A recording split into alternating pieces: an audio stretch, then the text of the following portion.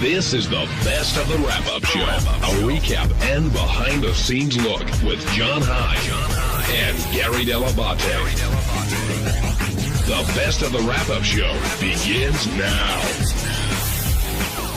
Hey, it's Gary Dell'Abate, Baba Booey. On Tuesday's wrap-up show, we started by talking about Marty the Midget. We're not allowed to call him a midget anymore. But that sort of morphed into a conversation where JD came in, and we talked about Marty trying to give him advice on how to get chicks, and then Jason jumped in, and it turned into this crazy fight that I was unaware of, this bad blood that was going around. So here's a wrap-up show where JD and Jason fight.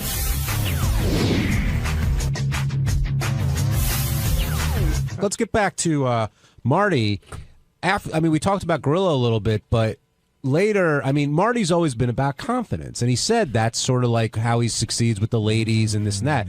And then I don't know where it came from. Maybe Howard said it that, he can give JD some advice.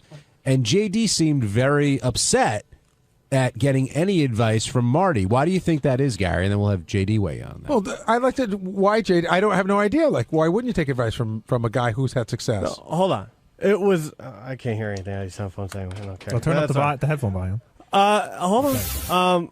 No, it wasn't about getting advice. It was just like, where did this come from all of a sudden? It was like I got it. I can tell you where it came from. Go ahead. Marty is a guy who's had to overcome something. Yes, in his case, it's his height. In your case, it's your shyness. Yeah. So he's saying, like, here's a guy who's had to overcome something.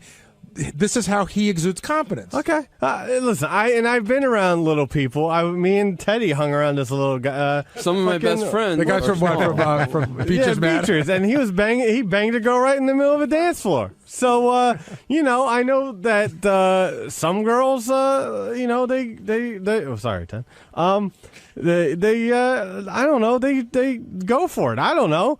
But it wasn't about getting advice from him until he started making fun of how I look and telling me to shave and fucking do this and that. That was excellent advice. I don't give a shit what you think, Jason. Oh, okay. So yeah, that was basically it. Do you think? But were you like, who the fuck is Marty to give me advice? No, it was more like that wasn't that at all. It was when when I just walk in within 2 seconds and he tells me shave my 70s beard and whatever. But that's advice. But Garrett, no, it's making fun of how I look. He's not blind. What were you going to say, Ben? Well, JD's not looking for it. It's Howard saying, hey, let me bring in a loser, and you can tell him, how to be a better person. Yeah. And JD's not like, I don't think JD jokes around, but is JD a loser, or does he have trouble getting laid? I disagree with you. We had a guy on the air that said, hey, I get laid on a regular basis. And to add to that, he gets laid on a regular basis, and he has a major handicap, if you will, to overcome. He wasn't saying that JD was a loser. He was saying that JD It was very hook up with condescending. chicks. It was assuming that Well, JD's definitely horrible with chicks, condescending. and JD's not horrible with chicks. Well, Really? JD says he doesn't get as many chicks as he'd like to get, and here's a guy that seems to get as many as he wants. Right. That's what I got. I don't know. It's always annoying when you're not looking for advice, I think, and someone gives you advice. Well, that's because we give you a lot of advice But JD, that we think you need. do you think you lack confidence when it comes to this kind of stuff? I know you're different online than in person. Of course, but yeah. Do you think you need to wash your hair? Or do you I think wash it's my washed hair, off? fuckhead. Oh, hey, don't. Marty's the one that pointed it out. Yeah, I know exactly what you were doing. Gary, JD wants to punch Jason right now. I don't know if you can tell. Is there more hostility than today that I don't know about? It's always like this. It's always like this with him. But it's always like this with Will. You don't want to punch Will. No, listen. Okay. Will does not miss a moment to make a fat joke, I know. whether we're All right, on the air, listen, in the okay. hallway, or near the bathroom. JD doesn't like me. Yeah, I don't like someone seeking attention and making fun of me by getting his attention. But that's what Will does. No, all he day doesn't. long. No, he doesn't. He does. It's more behind the scenes. Dude, they made a whole Howard TV show about Will fucking around with you. Okay. So don't tell me it's not And for by the way, attention, but that's always been my history with Will. That's always been like when I was an intern, he busted my balls like that. That necessarily wasn't a fact with Jason, and then all of a sudden, he sees. I don't know what's going on. So Jason hasn't earned the right to fuck with you the way Will does. No, it has No, nothing to do with earn the right. I don't know what it is. It was like today. Like I was sitting here first, and then JD walked in, and then somehow me making fun of him is for me trying to get attention for myself. What? I mean, I don't know. No, I don't know what you're fucking trying to say. Go ahead. That What? beard is hiding all your chin, so maybe you shouldn't shave it. Hey, go fuck yourself. See, the other... Wait, JD, don't leave. JD, don't leave. JD, don't leave. I want to explain something. The other thing, Gary... I don't want to hear this. I don't want to hear this. You realize he did. I want to go fucking...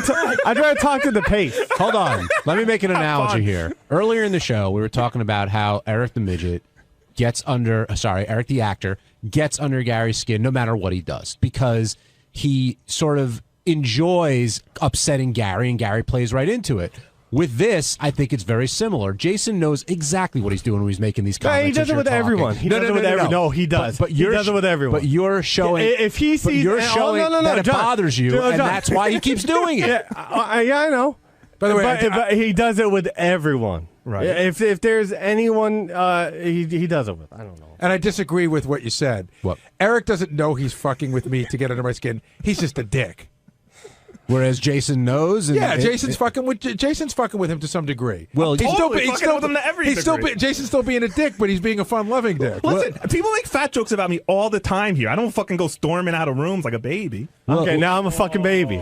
See? It's always like this. Yeah, because you're better than me, Jason. I get it, okay? You think you're better than me. It's okay. No, you think you're better than me. No, I don't. No, I don't. How come I keep losing to Jason and all the F Mary kills? That's bullshit, blah, blah, blah. Yeah, because you think you're better than me. I don't think... Say it. Say it. Come on, I'm uglier than you, I'm fatter than you, and you don't understand why chicks in a make-believe game choose to sleep with me. Well, there is part of that, and it happened to be every single time, and it was annoying me. Get over it. I'm better than you.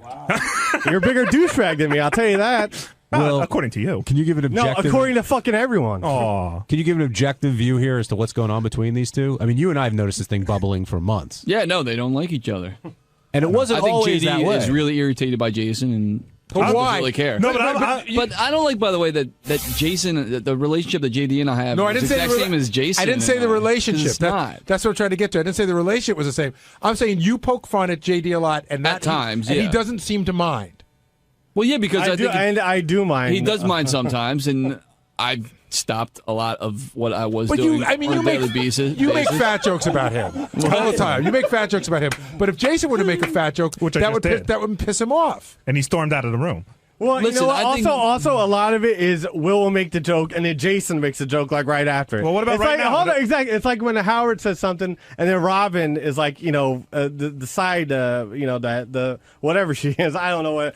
Like the friend that the. If Ooh, I bet Jason, the Pace can't wait for this talk If Jason fed Will the fat joke and Will delivered it, would it be cool? I don't know. but people can get away with different things with different people. right. I get it. JD and I have a pretty good friendship. Will, I get it. I just Right. wanted him to say that. Oh, all right. I was waiting for JD to say because I like Will and I don't like Jason. See, the Right, other exactly. thing that's playing that's That's coming the in, answer. He's just not being honest. the other thing that's coming into play No, here. I'm not honest. I'm a baby, and I'm not honest. Go ahead. But would that be Go fair? with the names, Jason. You see what? You see why Not I don't want honest to deal is a with this? name? But would it be fair to say that you will You take see, it? No, it's hold on. every time. Every time. And the fucking laugh. Go ahead. The other thing that comes into play here is that. Jason can't wait for these clips to be played. Hold tomorrow. on. We'll get there. But I think the other thing that comes into play here is that Jason can't wait to come in tomorrow morning and listen to himself I'm sorry. laughing at me. I'm sorry. JD doesn't like it. He didn't just go through a whole weekend of headlining shows with Shuli all over I the was place. asked to do He it, doesn't- fuckhead. Oh, you don't have the ability to say no? I Clearly did you say love that. attention. No, Listen, clearly and it was you good love being money, out and there it in was front good of money, everybody. and it was good money. And every morning when John plays clips in the wrap-up show, there aren't 90% JD clips. I mean, don't act like I'm trying to get on the air and I don't you're know not. what that- Mr. Headliner Act. Okay.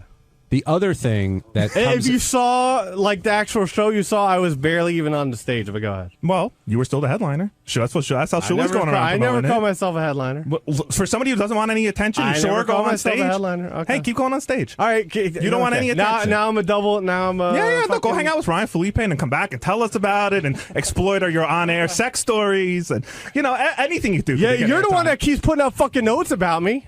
Well, so does everybody, and you put up notes about Exactly, me. everyone but you. Go ahead. Everyone but me. Oh no, what? you do put up notes about yourself. You do go to the news story and talk about how you jerk off and fucking shower. Will That's not attention. Gary turned me in on that story. Oh, okay. What is your problem? You. I know.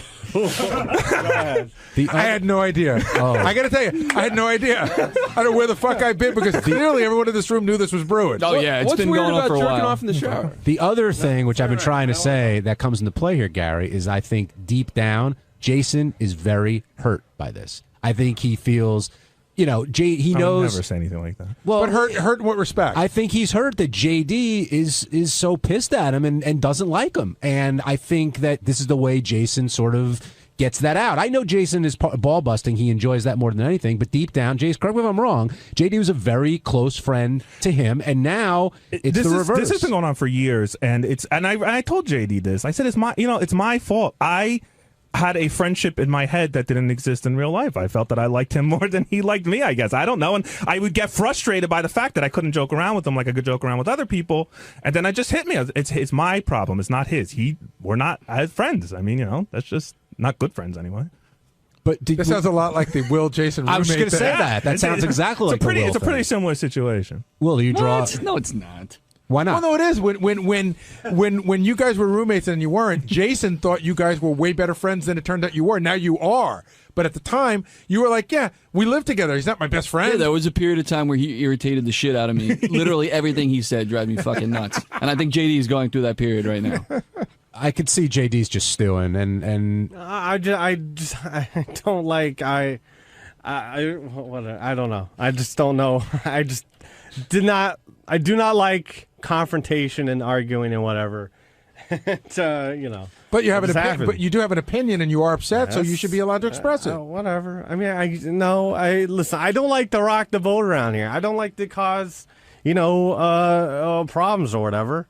So I just want to keep the machine moving fine. What I'm getting from you though is you didn't rock the boat. Somebody was rocking your boat and you got sick of it. No, now it's going to cause the whole, more fucking bullshit or whatever. I'd rather, to take it and not deal with it than to have to deal with it and then have it fucking be this big thing. So why was today different? I don't know. It's just, I don't know how it got brought up, but it got brought up. Grant in Toronto, you're on the wrap-up show. Hey, guys. Hey, Grant. Love the show. I'm in JD's camp, and I'm frustrated for him. And I think the problem with JD is his upbringing with his dysfunctional family. Mm-hmm. So I think that's the root of probably his problem. And I think Jason, I don't know how this is my opinion. I love the show, but I don't like Jason. I think he's living in the closet. I think he's got big issues. Mm-hmm. And I think JD's the man. So, I don't know. Do you think Jason's, do you think he's living in the closet, guys? No. I don't. I mean, I talk to him all the time. I mean, you wouldn't fit in a closet. I'm leaving. I thought I'm not a baby. There's a bunch of things you could say about Jason. Great. Call me a baby again, Jason. Thank you. Go ahead. Go ahead. Jerry in Tampa, you're on the wrap-up show. I'll wait for you to cry. Who you look for? Hey, Jerry. Hey, does anybody? Is it me or does Jason sound like Fozzie Bear? Oh, I definitely think I sound like Fozzie Bear. I hate my voice, and I look like him too. Trust me, it's a that and Grimace are the two comparisons I hate the most because they're true, and there's nothing I can say about them. Well, you're still in there. I thought you left. Here's what I got to say. No, you're an instigating he ain't going anywhere. What's up? You're an instigating motherfucker is what your problem is. Something. And I hope that one day you choke on a fucking hamburger on this stupid show you and John Hine do. Hey, easy there, Jerry. John got shot. It's a stupid show. Trust me. All right, thank you, Jerry, for pointing So I'm that an out. instigator, but this guy hopes I die on a fucking hamburger. Listen, if I'm gonna go, dying on the cheeseburger is on the list. Hey, can I ask Jason a question? Make sure you do it on our stupid show, Jason. Jason, you definitely grew up on the show. There's no my doubt. God. We talk about it all the time. Oh, like, my Jason, God. Jason, I was talking about this with John the other day. Like, he was raised, his formative years were spent listening to the show. All my years. So do you sometimes see it as almost like your duty to fill the role left by the Stuttering John role? What I find that I think I have a different take on this stuff than other people do is that I just find enjoyment in it. I don't go out of my way to say, oh, I'm going to fuck with somebody today to rile things up.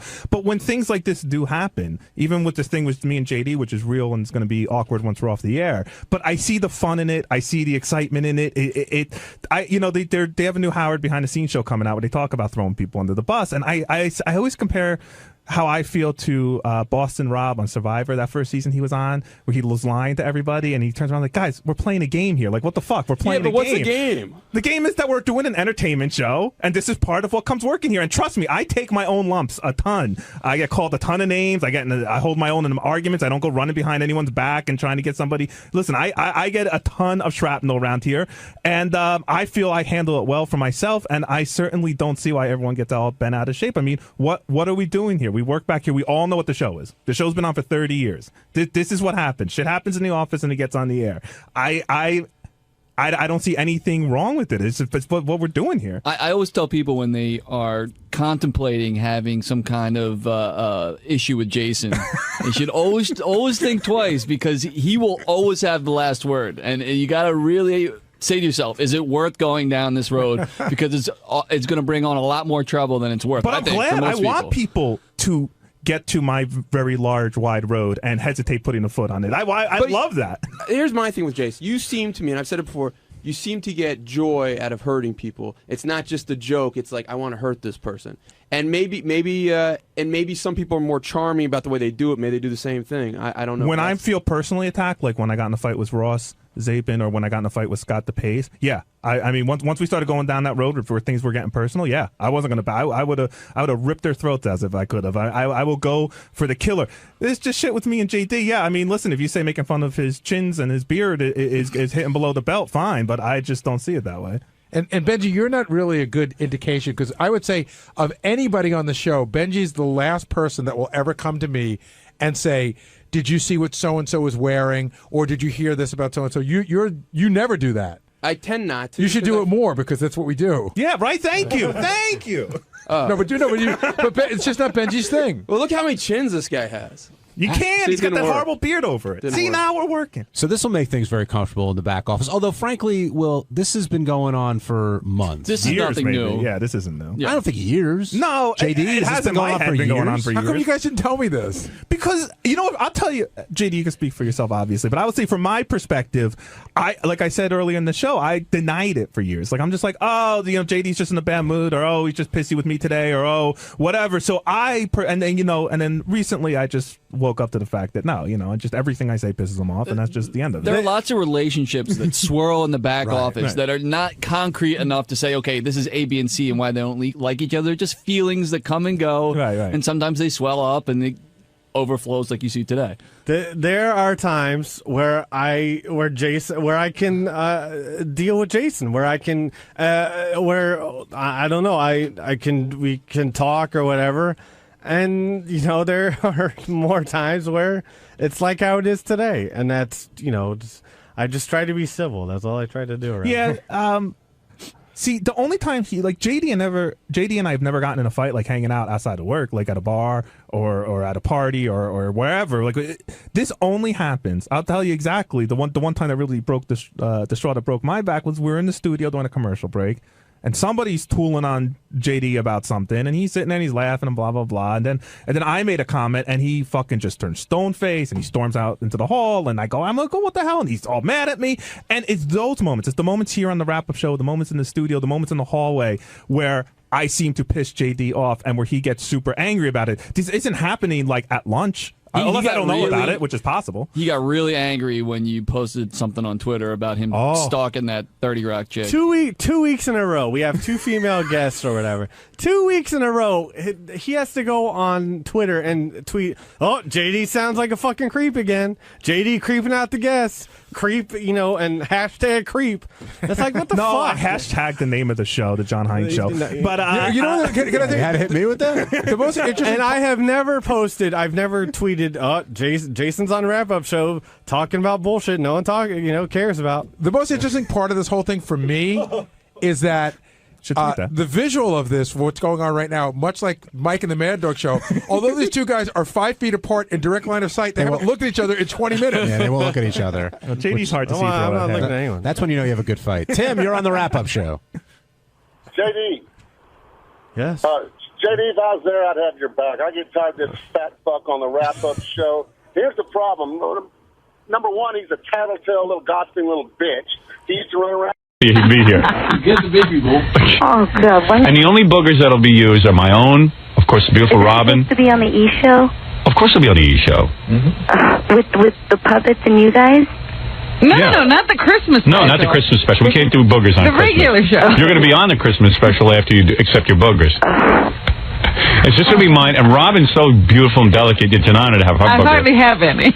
She really hardly has any. Thank you. She keeps the hairs clipped very close cropped. Fred's booger and Jackie's booger and maybe Gary's booger.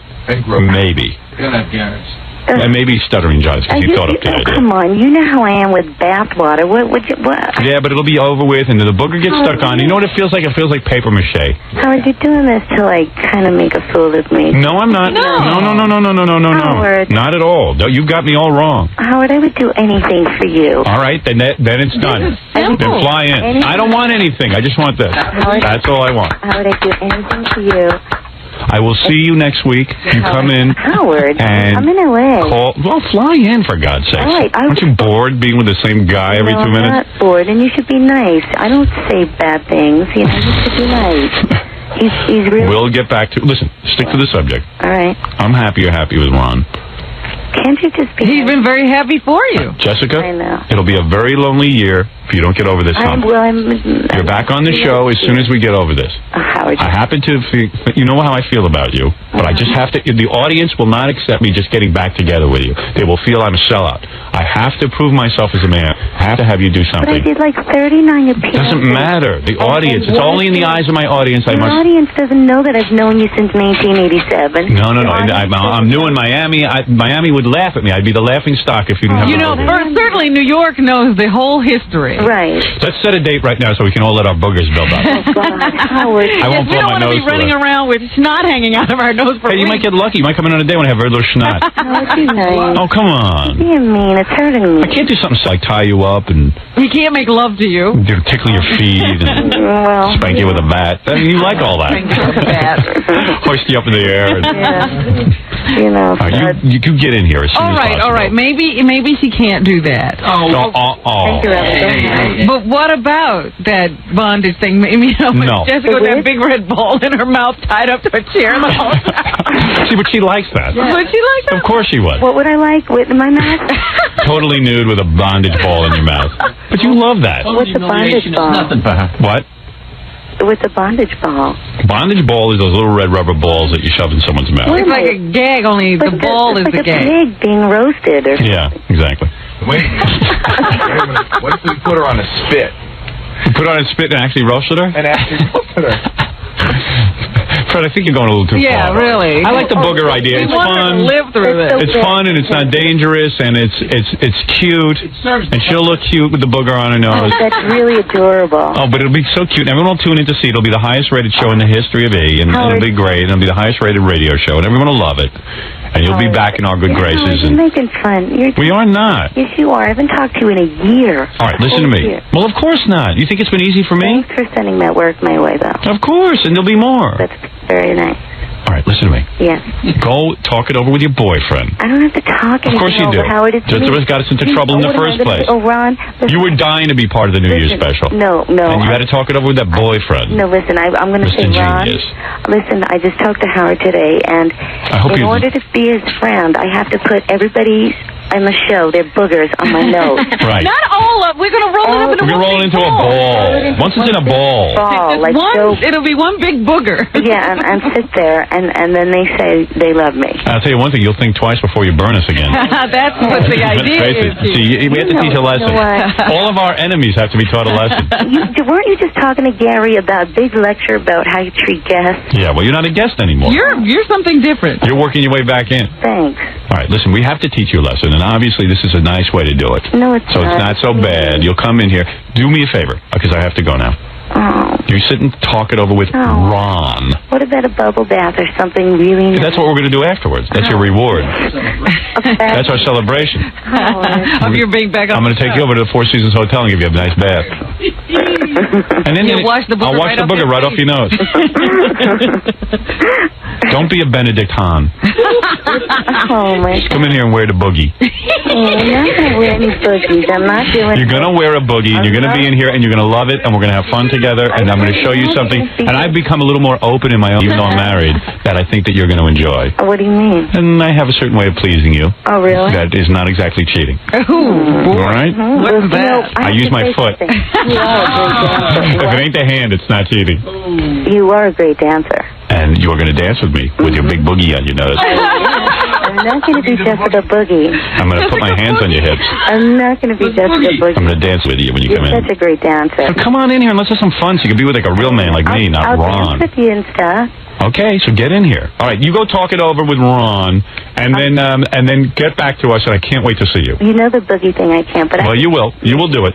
You will do it. Think it over. It's a little shocking now, but think it over. It's not that bad. You know, practice. Let Ron put his boogies on you. Be nice to me. I am being nice. You know, it's like when people go before a firing squad. Right. They get ready for it. Yeah. And then they go up there and they stand up and they make a good show for themselves. Yeah, you take a bullet in the foot just to see what it feels like. My wife listens to this Oh, show. no, wait a minute. I'm talking about the show, about Bongo. I farted in your face? Remember the beginning, the elephant, the opening of the show? Yeah, but I didn't fart in your face. Howard, you remember it's on... It wasn't real. It wasn't real. No, of course not. Yeah. But, Well, Gary took it for real. Guys took it real. Yeah. well, mine wasn't that far up. Was Here's a cartoon that came in. This is Jessica on the show with a big booger on her nose saying, I miss you guys. Right? There it is. Oh, come on in here. Hurry up, okay? All right. Well, I can't wait to see Jessica again. I miss her so much. Wear something when you come in. John, and talk to Jessica off the air, okay? Jessica, I'll And put you on hold. Make an arrangement. Set a date, and then let me know when she's coming in. I can't wait to be all friends again. All right, Jessica. I await you, my sweet. Howard. I await your loving arms. You can have me, but without the boogie. Gotta have the boogie. You go think about it. I can't have all your bye-bye. boogie. Bye. All right, there we go. The deal has been struck. She knows what the details are. Don't put it through to me anymore. Can't talk to her unless you So do she accepts the boogie. The offer is on the table. The offer is on the table. Thank you. She knows how to get back in here. Jackie knows all about negotiating, and you got to admit I handled it well. It was very clear. There's no confusion. I want you back on the show, but, you know, I'm the last one who wants you not on here. We discussed this, and we decided that you got to exercise the boogie clause. the boogie. Her head is going to explode. Oh, it's great. It's great.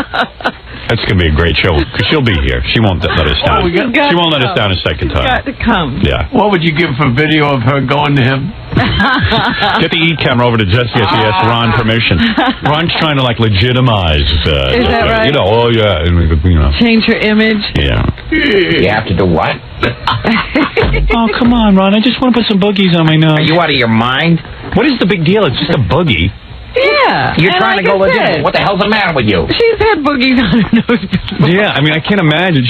That nose has seen some strange things. It's Yeah. not even hers. That would be, you know. Yeah. I mean, she'll know it's there. It won't be like she's walking around not knowing there's a booger on her I mean, nose. and you're not going to get sick from it. It's not like some strangers.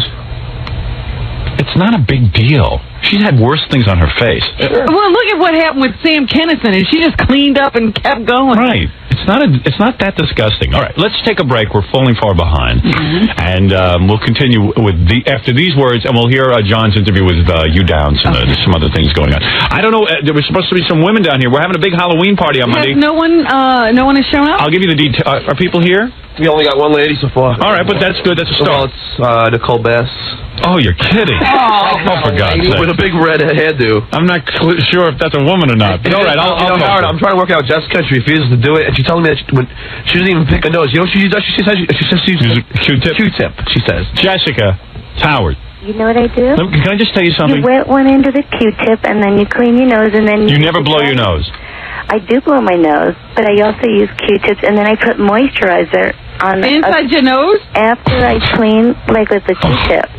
I wet one side of the Q-tip, and then I dry it. What's that about? So that your nose doesn't get all dry. And also, so she doesn't even produce boogers. Remember what I told you about, Can I just say something? What? You've had so many more gross things on your face. You've been with men and you've experimented. Yeah. Some things have gone on your face that really belong in a toilet. Never. All right, so misses. let me just say something. But remember Sam and all he did? Yeah. That didn't miss either. I mean, you use a man as a pacifier, so things have been on that face. Yeah. So listen to me. No, a booger. It's my booger, and of course, people you love's booger. I've been with Ron for 3 years.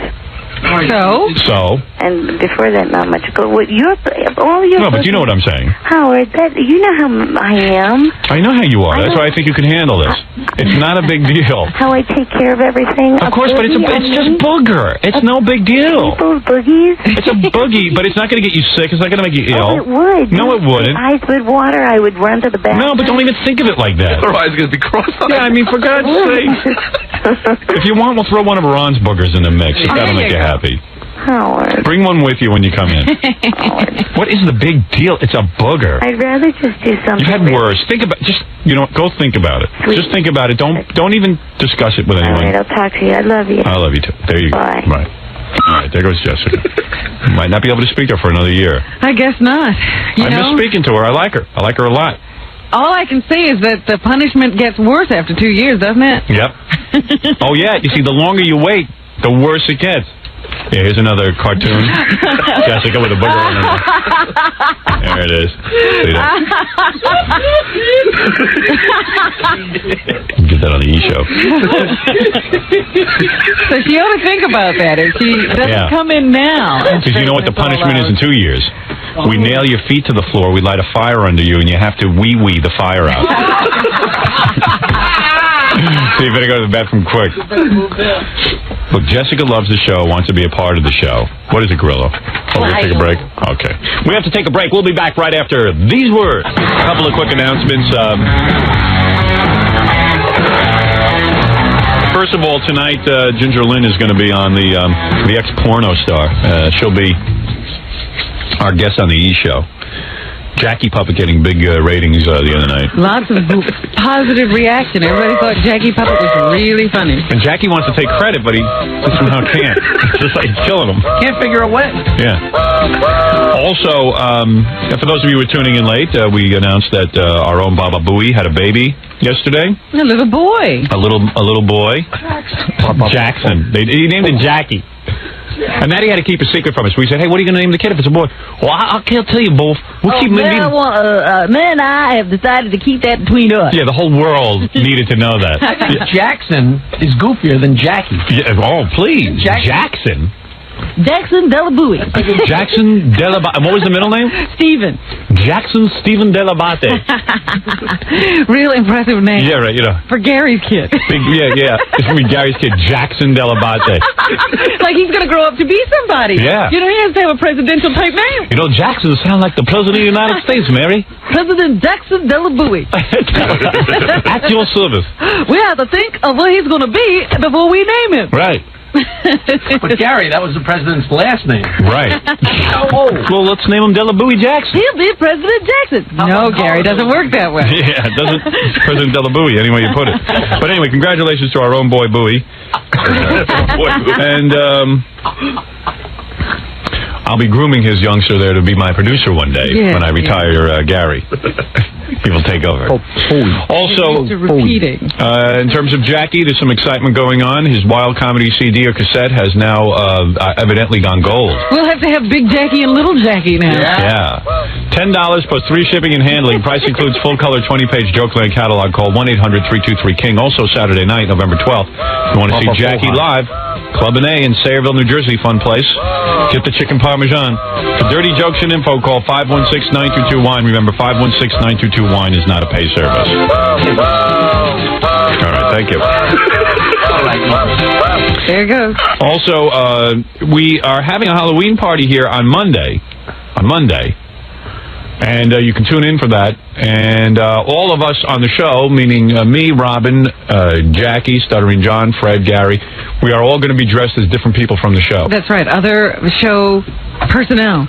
And we are inviting our audience to come down in costume. As show personnel. Yeah, you can come down as Fred or Jackie or me or Robin or John or Gary, whoever you want to come down as. And we've got some... the engineering. And we'll be awarding gifts. The first prize, best costume, $923, and a CD player, plus additional CD players to be given out, second, third prizes, and also prize packages and things like that. Yeah. So come on down in your best costume. Now, could the girls win anything? You haven't. Maybe they need an offer of a prize to get down here. Well, I always thought bikini girls and professional dancers always want to just be seen on TV, so I thought it was enough enticement. I've asked girls to come down and maybe audition. there's so many TV outlets now. That's not an enticement for girls. The only girl who showed up, well, let's bring her in, is Nicole Bass from our New Year's Eve party. She really is built like a man. She's the world's biggest female bodybuilder. Well, you must say, though, she looks good in a bikini. Yeah, she looks great, but...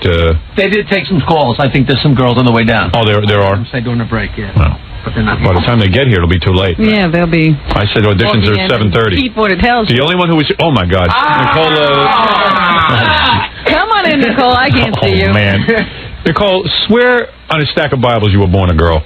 Swear on a stack of Bibles you were born a man. Well, okay, I swear on a stack of Bibles I was born a man. I swear on a stack of Bibles I was born a girl. Wow. You know, she actually is looking more feminine to me. You know, maybe you are looking more feminine. Let me see your abs. What are you, sweating, or is that some kind of grease? It's probably a little bit of oil. And what'd you do to your hair? I got extensions and I'm redhead now. Congratulations. I Love Lucy on steroids. Did you take some juice, or are you just... Totally natural. I just competed in the Nationals in Florida. Yeah. And I'll be competing in New York. How did you do? I took 6. The girls are really showing up. Even they are so cut, it was unbelievable. They're shredded. And do you have to shave down when you... Yeah, you can't, like the little fine hairs that are on your Do you have hairs on your chest?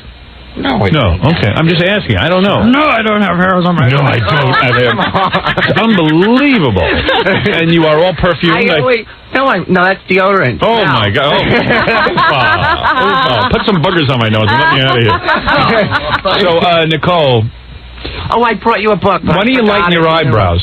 Maybe that makes you look a little more masculine. Maybe you ought to lighten your eyebrows. Also, I'm so dieted. My face is really Look, I hard. want you to rub her chin. In New York. Are you guys, if anybody wants to come. Can I rub your chin? Robin's right. Yeah, because I want to know if there's stubble there. I want to know if there's stubble there. Come over here. I don't know if you're... No, I don't really want to. Rub her face. Do I get a hug hello? No. Why? Wait. Why don't I get a hug? Just be quiet. I'm trying to test to see if you're a man. Why don't I get a hug hello? Because you're all greasy and sweaty. I don't want to hug you. You're married. No. No. Wait. I broke out here. I got it. All right. What? Let me see. We're trying to look for a beard. Jackie, feel her face. Tell me if you feel a beard.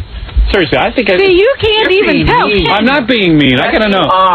Check for sideburns. I don't think I feel it. Sideburns? Yeah, pull your hair back. Let me see if there's sideburns. Come in the light. Come in the light. Let me see in the light. Get her in the light. Being nice. Just pull up your you a book. Pull up your G-string. We want to. No. Get away from me. I don't See even if you see mustache hair on her. I think you have a little bit of a mustache. I'm sweating a little. No, I don't have a mustache. So do you. At least you shaved that thing off. All right. No, okay. You know what you got to do, Howard. Do you feel any hair on her? Robin, come here and feel her face. You guys can't. I can't tell. I know the solution. What?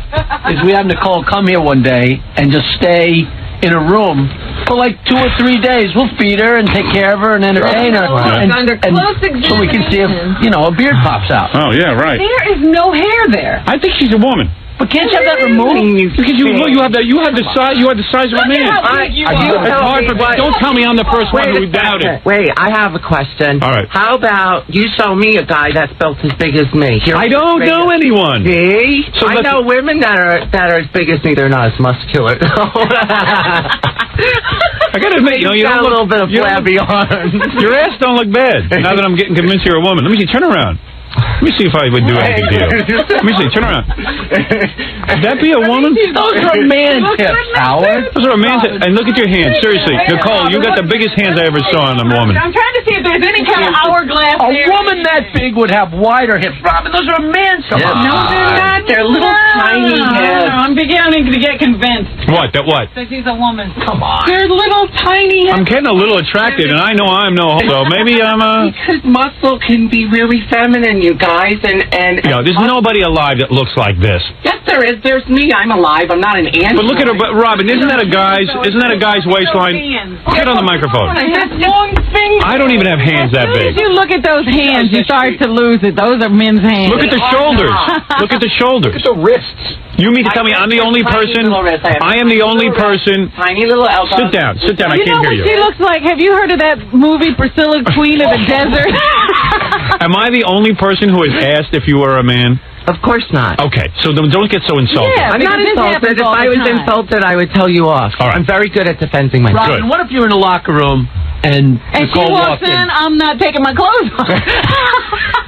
Usually when I'm in contest shape, I love to do that. You go into the women's locker room and you start changing, and all the women like Robin, they get all offended. I know and they you're a run guy. out. I know you're a guy. I know at one point. Nicole goes in the women's locker room, they better have a urinal. I know at one point there was a penis somewhere involved. Oh, yeah. Really? Seriously? It's amazing. It is amazing. Why don't you let me train you? I have a gym downtown. Yeah, now called how do you get your Natural stomach? Physique How come my stomach has this little bit of flab on it? How do you get rid of You that? don't diet right. What do you eat? Tell me what you ate for breakfast. I got to admit you're in tremendous shape. Now, you got to be doing a little steroid. That's also helps you get rid of the fat. I've been dieting since January for that pay-per-view thing. And what She what does do you look eat? smaller than she was. Yeah, what do you I'm eat? smaller, but I'm more cut. I don't even know why you bother with the bra. Why don't you just take that off? Let's see what it's doing. Are those implants? Yes. I They lost a are. lot I of knew my it. fat. She said they are. Yeah. Yes, I lost a lot of from the dieting. I had an E cup, and all the dieting, I lost most of my breast. Really? I you said, go. fill them up. I don't want scars. Hey, is her husband here? Yes. Bring him in and let make him swear that he has normal. What is that? And sometimes This is what she eats? Oh, it's good. What is you want that? some? Oh. It's called bath cake. It's 2 cups of egg white, Yeah. 2 cups of oatmeal, cinnamon, bananas, and protein powder. And You've got to be on steroids. no, I'm not. Really? Why don't you let me train you? All right, there's your Let husband. me train you once. Oh yeah, my head will fall off. No, it from the way you won't. train. Now you are a macho guy. This is Nicole's husband. Yes. How you doing, man? Good morning, Howard. Good morning. Give him a microphone. Give him a microphone, John. Not Nicole. One and give You're him like, you're one. like retarded. He's stupid. Nicole, tell him he's stupid. You're stupid, John, but you're cute. Howard, if I could add, we have two other girls. Two other girls? All right, I'll get to them in a minute. Nicole was here first, so she goes first. Whatever. All right. I'm sorry, I don't know your first name. Bob. Bob. Now, that's a normal name. Yeah. It's not Bob, like Jackson, you are a... like that, you know. Right. Not Jackson. Bob, you seem to me... You don't seem gay to me at all. Well, you really don't know, do you? I mean, you seem like a regular guy. I am a regular guy. Am I correct? Yes. You're a husky guy. You're a manly man. You have tattoos. You have different things going on. You even had to... When you first met Nicole, you had to think that this is a guy, right? When I first met Nicole, she had the biggest bust you ever saw. Right.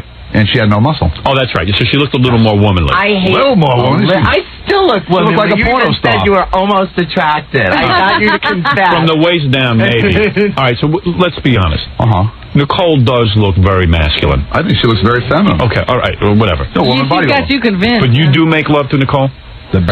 Really? I had, yeah. Oh, and get And how often? Excuse me, I wasn't talking to you. Raise your right hand, Bob, right now. And could you move in with us, Howard? Say, I swear to God. I swear to God. To Nicole. Have regular skull, and I got a bad back, so she's always on top. Really? Well, that's a little more than I needed to know. And every Well, once there in it a is. while, he'll say, if only Howard were here to see your vagina. Yeah, I would love to see that.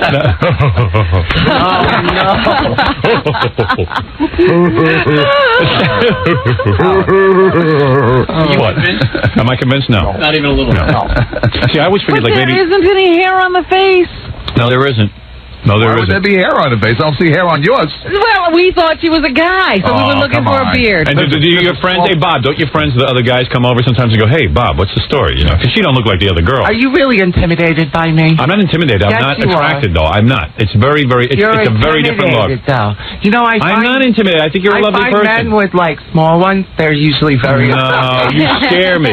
You scare me. You do. I'm the gentlest soul you could ever meet. I don't believe it. I don't know. I think there's evil in there somewhere. I don't know. But I don't know. It's all too confusing. Jackie has a thought, but he's afraid to say it. What is it? No, I'll tell you. All right. Are you guys any of you gonna come see me compete at least? No. It's no, all right. Listen to me. When are you going to compete? Where are you competing? Where are you competing?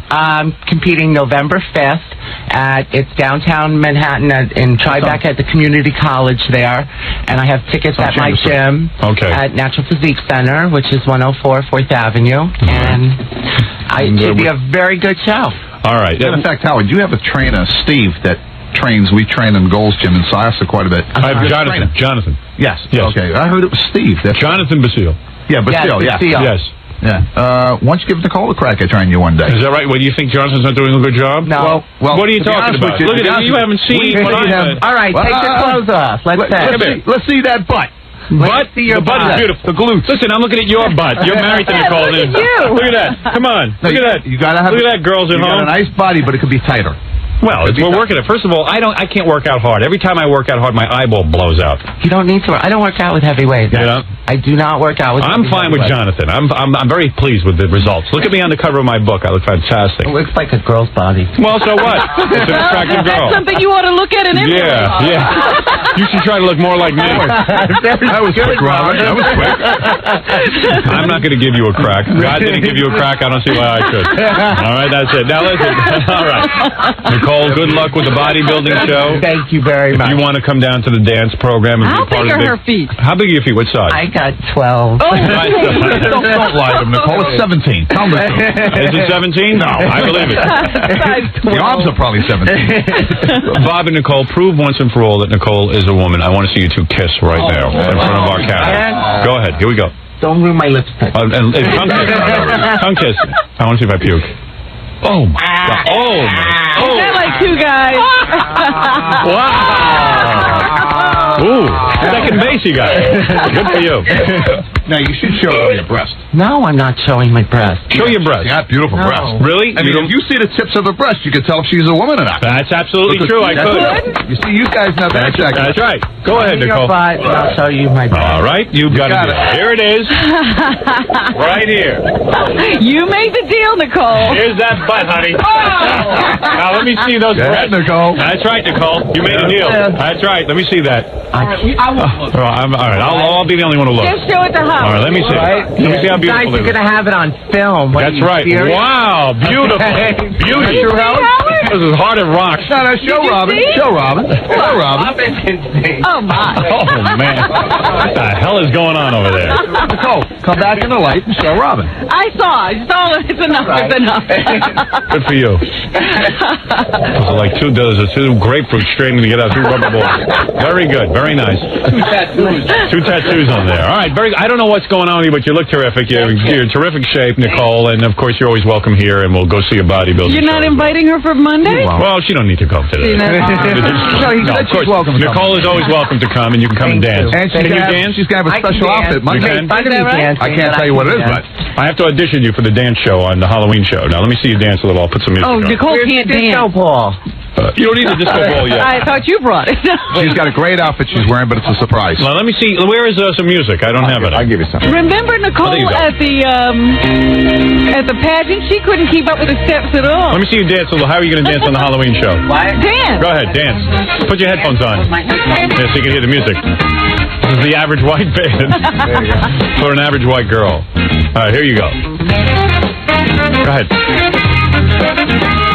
You dance like a man. All right, sit down. Dance like a man. How did he pose for those? You know what I would do? I would give Howard a butt bongo spanking. No, I'll pass. Not with those big mitts. How does she pose? I mean, I want to see her posing routine. Yeah, go ahead. Put on some music. Let me see you pose a little, like a bodybuilder. That I can wear my headphones on. All right, go ahead. Let me see that quickly. All right, you're in good shape. Look at all those veins. Yeah, look at that. You got to be taking some juice. Let me see. Flex your butt. There you go. Jesus Christ. Do you sit down to urinate or you stand up? Sit down. You sit down? Sit down? Yes, I sit down. All right, sit down. What's the matter with you? Stop posing. All right, listen, I got to take a break. Nicole and Bob, thanks for stopping by. And I got to move on with the auditions for the dancing girls. I might go for some more traditional-looking type women. But these girls said they would take all their clothes off. They did? If you asked them. All right, well, I will ask them. And she's got a tattoo in his body. Bob is interviewing the girls. I was just checking out stuff, you know. All right, thanks, Nicole and Bob. And Nicole, maybe we'll see you down here on Monday. Okay, The Halloween party. All right, Thank you. when we come back, I got to play also You Downs with Stuttering John here. It's great. Yes. And so much more happening. I can't even begin to tell you. Okay. Thanks, guys. We'll be back right after these words.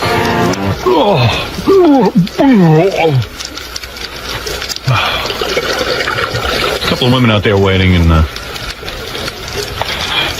Yes, there has been a response. and supposedly Scott Baio is going to stop in for a couple of minutes. Maybe. Who knows? No, he is. He called. He did call again? Yeah. Okay, because I ran into him yesterday. We want him to come in because he has to answer some accusations. We had the girl on from Joni Loves Chachi, and she said she slept with him. Mm-hmm. And she said he was pretty quick. And we've heard that a couple of times, haven't we? Yeah, so he denied it. He wants to come in and deny it. Again. Yeah. No, this will be the first time. He also had the girl from Baywatch for a while. And Nicolette Sheridan. Yeah, and blew them all off, which is pretty amazing. That's a pretty amazing life he's I want to having. hear about how he gets them and why he doesn't marry them. Because he doesn't need to. Gary, you want to do You Downs real quick, then get the girls in here? Okay. All right, because it'll take me 2 seconds to look over the girls and see if they're proper for the party. And considering this has been slim pickings, they're probably going to pass. You know, so far you got You know what, Howard? They're better than just slim pickings, though. They're actually They're good? Yeah. Are they exotic dancers or something? Yeah. Oh, okay. That's John with You Downs. You Downs, of course, from 2020. You wrote a book, and he was at Hunter College to do a book signing and buffet. I see. And so we got him outside. Hugh Downs was at Hunter College. Yeah. He wrote a book. And he was doing a book signing and a speech and buffet. And buffet. Wow. I didn't know he cooked. All right, here we go. What is that?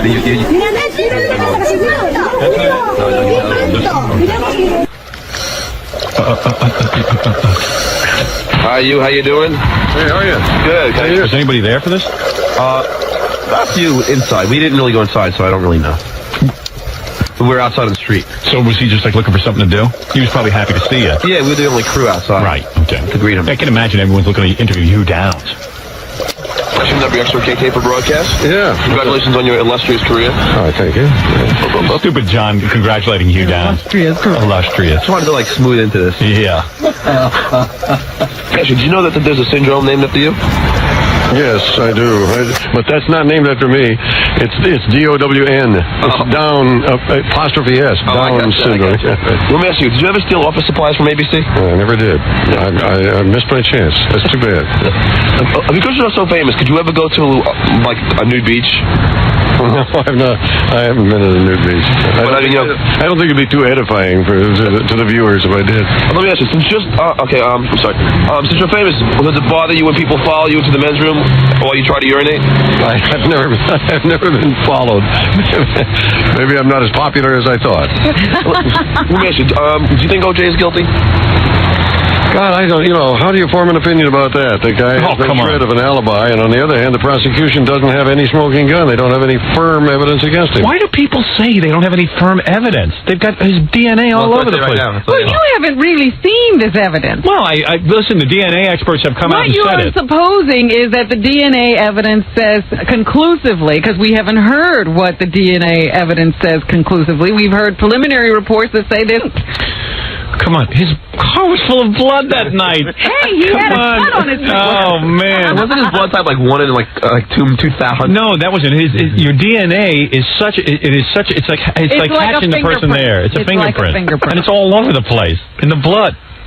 What do you want? What are you circumstantial? I mean, how many murders do you know where the guy, they catch him in the act, or they catch him on videotape slashing Nicole's throat? I simply think you have to wait to see what evidence is presented before you can tell if a guy's guilty or not. If they throw out all that evidence from the Bronco. Seeing him fleeing in that Bronco with $8,000 in cash was good enough evidence for me. Why are you running out of town? How do you know what you do in those circumstances? Oh, please. Well, how about the DNA, though? Well, the DNA is the worst thing for him, I think, and that'll be it's going to be up to a jury to sort that out. Yeah, I wonder sort that out. Like, oh, gee, I wonder how it could have gotten there if it wasn't OJ. I think that Hugh is only saying this because he knows as a newsman he's not, and he'll be reporting on this story. He's not supposed to voice an opinion. But Robin, he's talking to a guy. Just ask him if he's afraid of people following him into a men's room. Well, he can let his hair down a little. That you can handle. You down to wear a toupee? No. He doesn't? I asked him. Oh, okay. Oh, okay. Says that's a piece. I heard somewhere a long time ago where he shaved his head for some diving thing. His hair fell out, and he took to wearing a tube. Well, let's see. I wouldn't want to be on the jury. I hear you. Let me ask you, do you miss doing game shows like Concentration? No, I don't. I enjoyed it when I did it, but I don't think I'd want to go back to it. Because first of all, it was 5 a week, and I don't want to do that again. Yeah, I can hear that. I can hear that. This guy doesn't work. I can hear that, man. I don't want to do anything 5 days a week either. Yeah. Two guys who don't want to do anything. Do you think that Geraldo is the laughing stock of the news industry? No, I don't think that. There's a lot to laugh at in the... No, Geraldo was a pretty good newsman, actually. I think that's why he wanted to get back on CNBC, and do some serious stuff after a while. Hard to take him seriously, though, sometimes, Let me ask you, why are you so polite? Am I? I don't know. Tell me again. You're with XRK? Yeah, what are you with? What the hell are you? Yeah, why are you so polite? What kind of question is it? with which? WXRK? I don't know. Compliments on your toupee? If I had one, I would. That'd be interesting if I ever wore a toupee. Not a good guy. Be rattled. No. I like that about you. Great if he just loves it. Socked him in the face. This is a guy who's acting exactly as he should. He had the lottery working in television. Man, he's having fun. And he's had a good life from it. Right, He's happy. not angry. Relaxing the music. You happy? Happy as a pig in I think he was with his wife, but she's right next to him left alone. Was she hot? Yeah. Was she good looking? She was kind of old. She's got a young guy. Oh, Stuck with the original babe? Too bad. Doesn't want to let go of that money, huh? What do you think of Howard Stern? Howard Stern, is that a toupee or is that his real hair? No, it's real hair, actually. I suppose it is. Are you a fan of his? No, not a fan. I've watched and I've heard Howard Stern at times. He's outrageous, all right. Well, do you find anything wrong with him? No, he pushes the envelope, let's say. Yeah, with my nose. Across the floor. Thanks a lot. Yeah, thank you. Good talking with you. I really appreciate it. Okay, see you later. Hey, John, how often does that happen? Hey, good talking to you. But see, even about you, he didn't say anything bad. He was like, pushes the envelope. Pushes the envelope. He's outrageous. The envelope. I've seen it, sir. Maybe. Some game shows got men's run. Yeah, we had a couple of questions we should have asked him. I didn't realize he'd be so obliged. I crossed off a few because they were a little intense. I think he would have answered them. You can't rattle him. I thought after the first one he would say get lost. Then we just there's a Barbara Walters rake and stuff. There was one if she could say rubber baby buggy bump. No, there was one worse than that. Worse. But I just thought the guy would punch John out. Obviously nothing rattles this man. So next time, you can really zing him. It's okay. Hey, Hugh, does Barbara Walters douche in front of you? Well, I've heard that, she kind of pushes the envelope to stench, but I don't really think that, no, she smells fine. Yes. That's right, yeah. All right, let me take a short break, then let me see these girls. Okay. And Scott Baio wants to come in and address his the allegations that have been lodged against him. That's the word. All right, very good. We're going to take a little break here, a little breaky pew. Hey, Hugh, does your wife still get her period? Well, she kind of pushes the. It's like when he puts her. All right, we'll be back right after these words.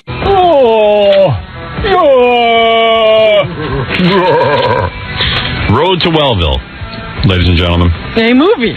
If it's within the bounds of good taste or within the realm of accepted behavior, you won't find it in The Road to Wellville. New movie out. I guess it opens today. Yes. New outrageous comedy from Columbia Pictures. This movie has everything. And Bridget Fonda. In fact, you see her breasts. Cool. You see Bridget Fonda's breasts in this, and you see... Lara Flynn Boyle. Yeah. See, they're all at this health spa, and They have to like run around naked. How come the fat women don't show their breasts? How come Matthew Broderick in the movie? He shows his butt. Yeah, big deal. And he won't take off his diaper. Every guy is naked except him. Here's one scene where you actually see if you're real quick, you can see I think full frontal male nudity. From who? Some guy just running across the screen. You know what? Somehow I don't notice that, which is probably very healthy. I remember that. Anyway, this is a movie with Anthony Hopkins, award-winning Anthony Hopkins, Bridget Fonda, Matthew Broderick, and John Cusack. And it even has like duty humor in it. Tons of duty and fart jokes. Oh my! And Dana Carvey's in it too. Wonder why they don't mention him. I know. I don't know. Is he asking not to be? No, I just think it was an oversight in the copy.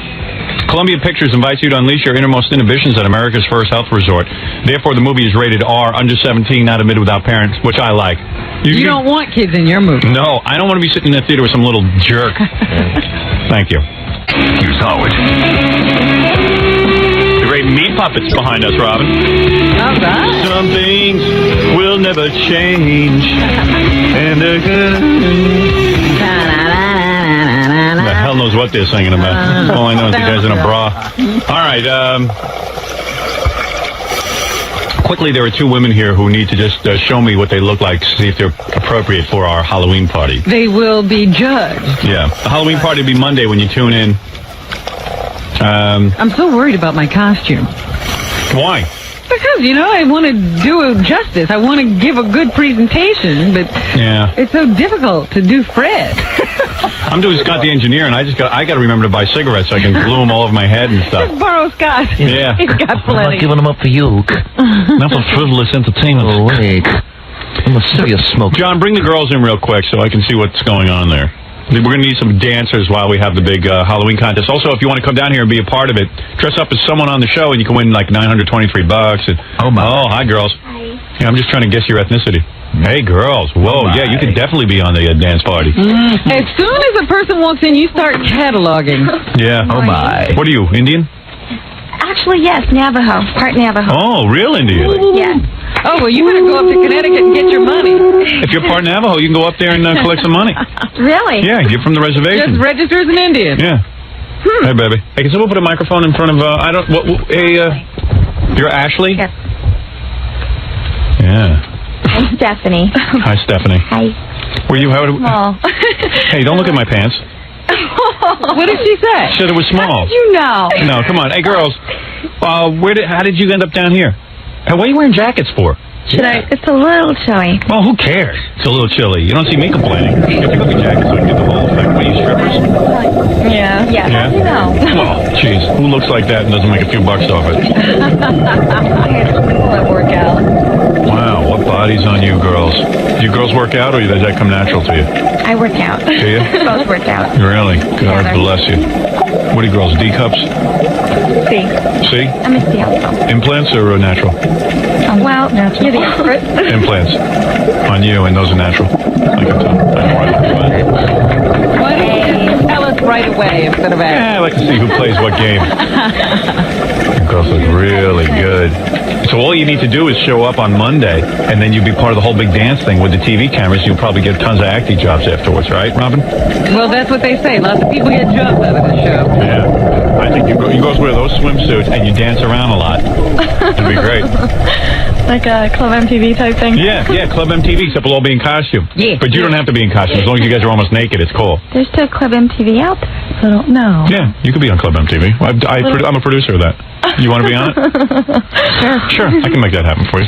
You come talk to me after the show. I'll give you a private audition. All right. Where do they dance usually? In New Jersey. Okay. Where? Frank's Chicken House? No. Oh, there is a place called that. Yeah, of course. Well, if you're a stripper, you should know that.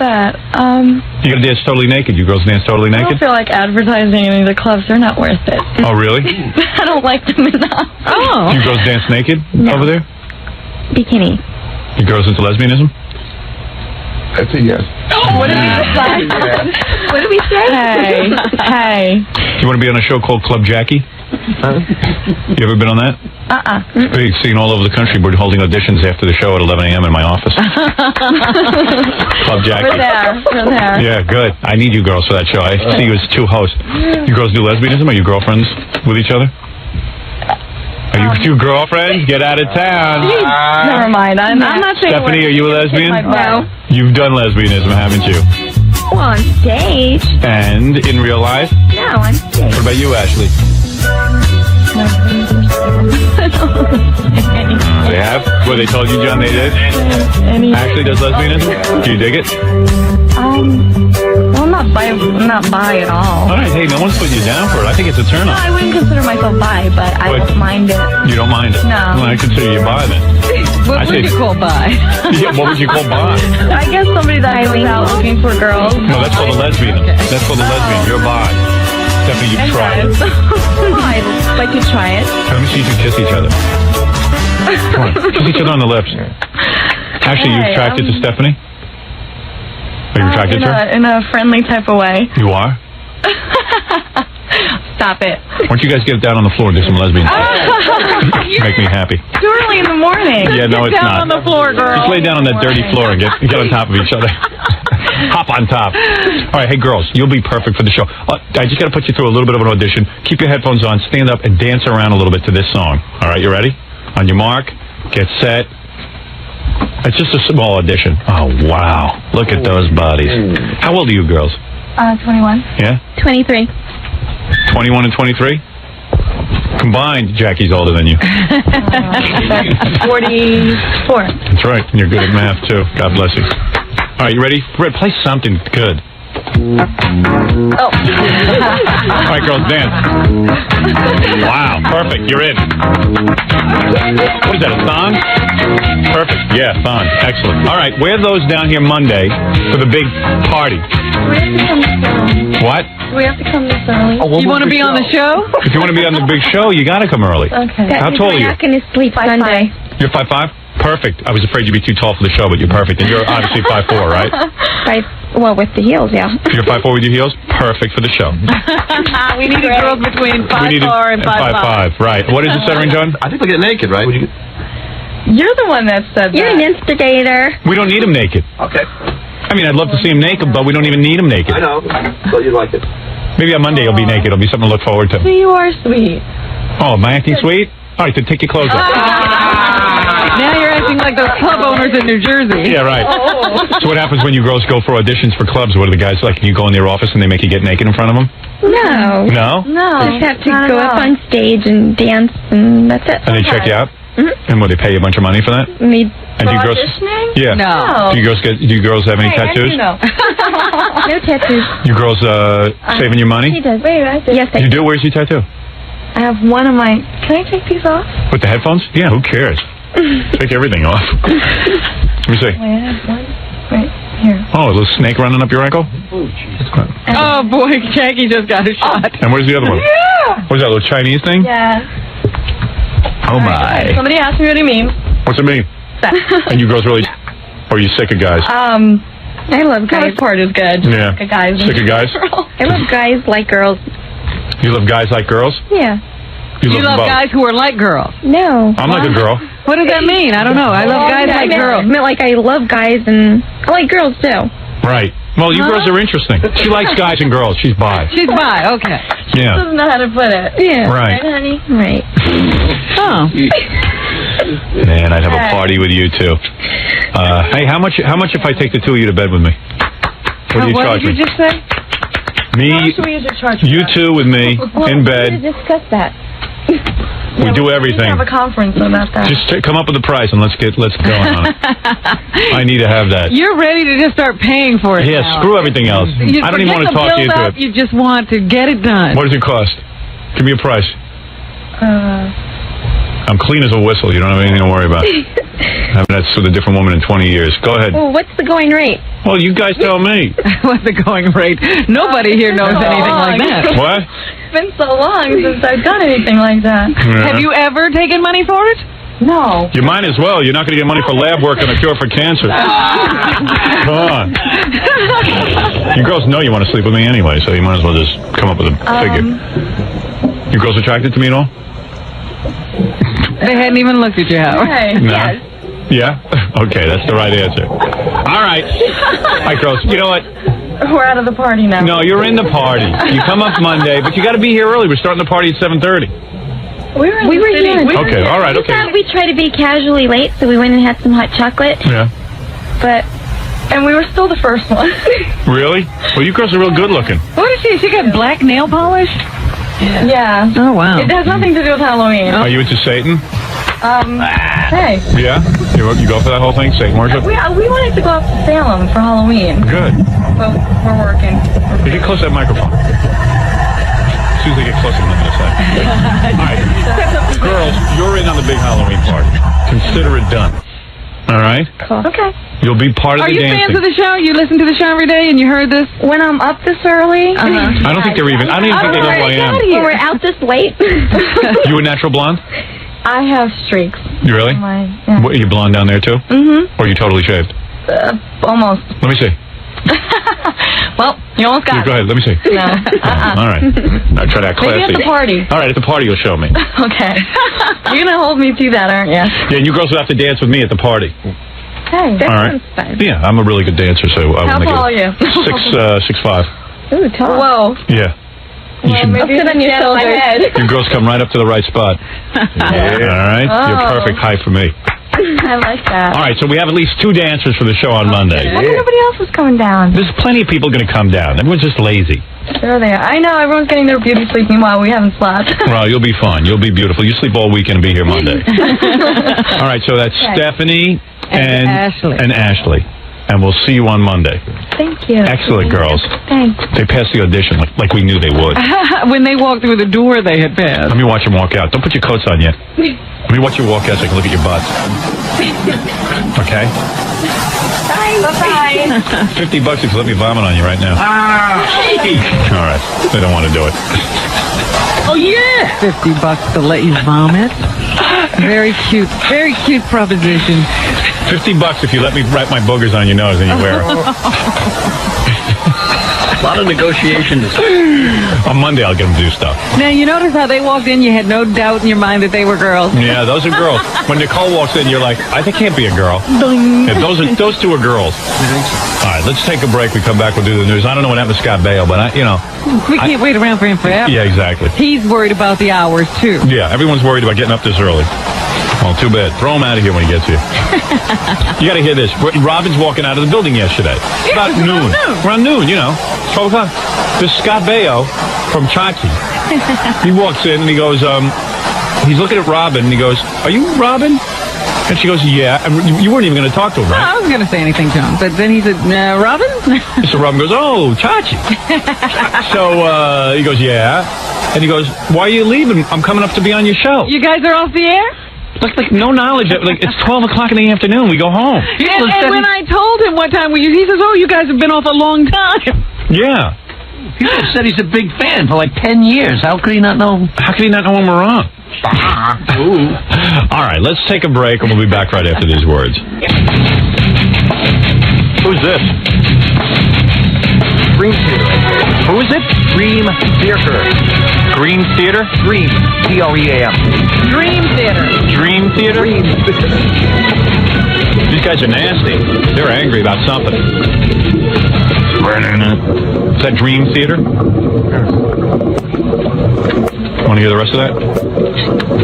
You got it? Sure. Yeah, I want to see where that goes. Yeah, me too. Because sometimes it goes right in the toilet.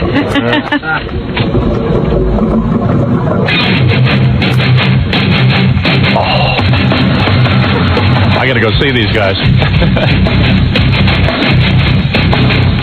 I'm gonna go to that 9 Inch Nails show. Are you? Yes. My wife will let me. I'm allowed out on a Friday night. Good boy. Yeah, I gotta behave myself. I don't know, this is getting a little orchestral for me. Yeah, where did they come?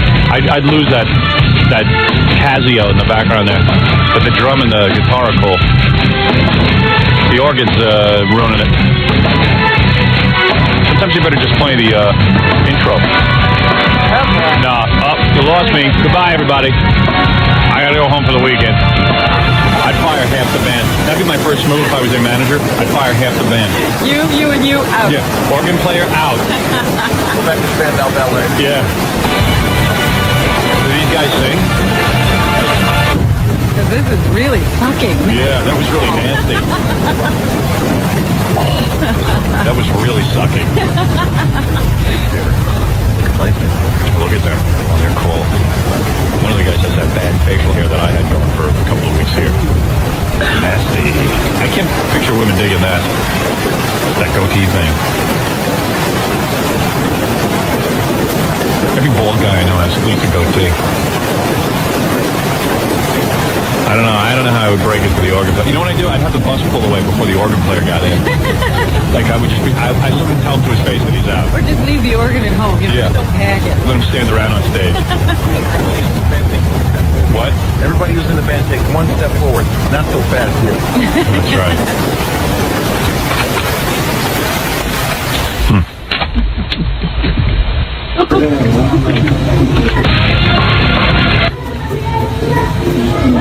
It's too orchestral. See?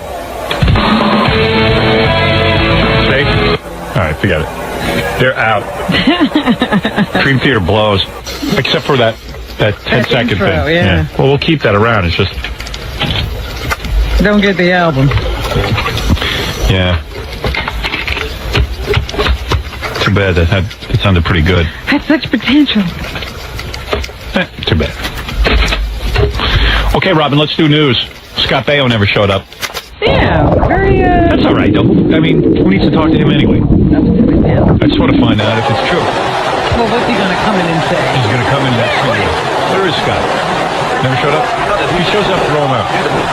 We're at 8, like 8:30. Yeah, well, forget it. If he shows up, tell him to go home. Yeah, here's a guy who can't get out of bed. Yeah. So we're gonna stick around till noon, right? Yeah, I'll stay here all day and night. Let's do the news, Robin. So much for that. I'm telling you, John, even if he shows up, throw him out.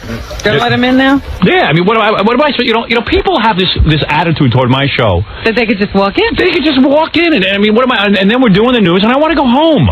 The show ends. I've done 4 hours. It's enough. I paid my dues. Done your time. And no offense, what's he doing these days that he could be so cavalier about just showing up? He's got some kind of a TV movie Hey, coming good luck. up. I think that's why he's in town promoting. He's doing Jon Stewart tonight. I bet he'll be on time. What? Apparently he's done other stuff this morning. I'm hearing. Yeah, who cares? Tell him to stay away then. Okay. Done other stuff. Who cares what he's done? Scott Baio. I always wondered how he was pulling those women. I was like, who is Scott Baio? He's a good-looking guy, don't get me wrong, but I mean...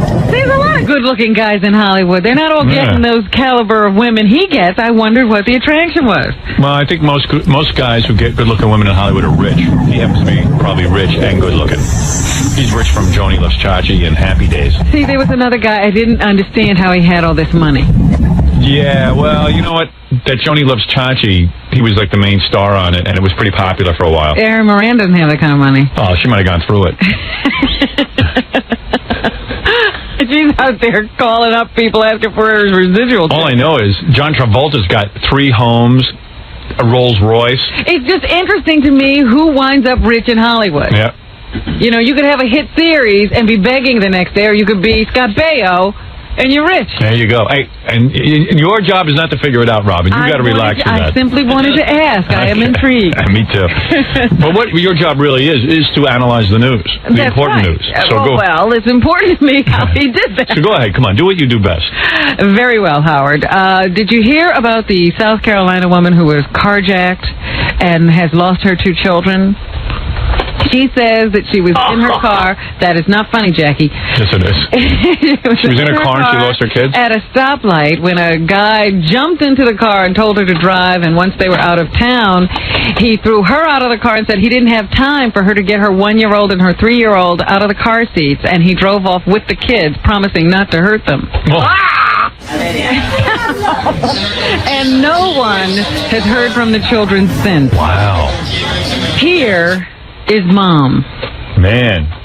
See, I thought it was one of those things where you were saying, like, oh, I lost my kids. You're like one of those kind of things? Yeah, in the park. No, this is pretty serious.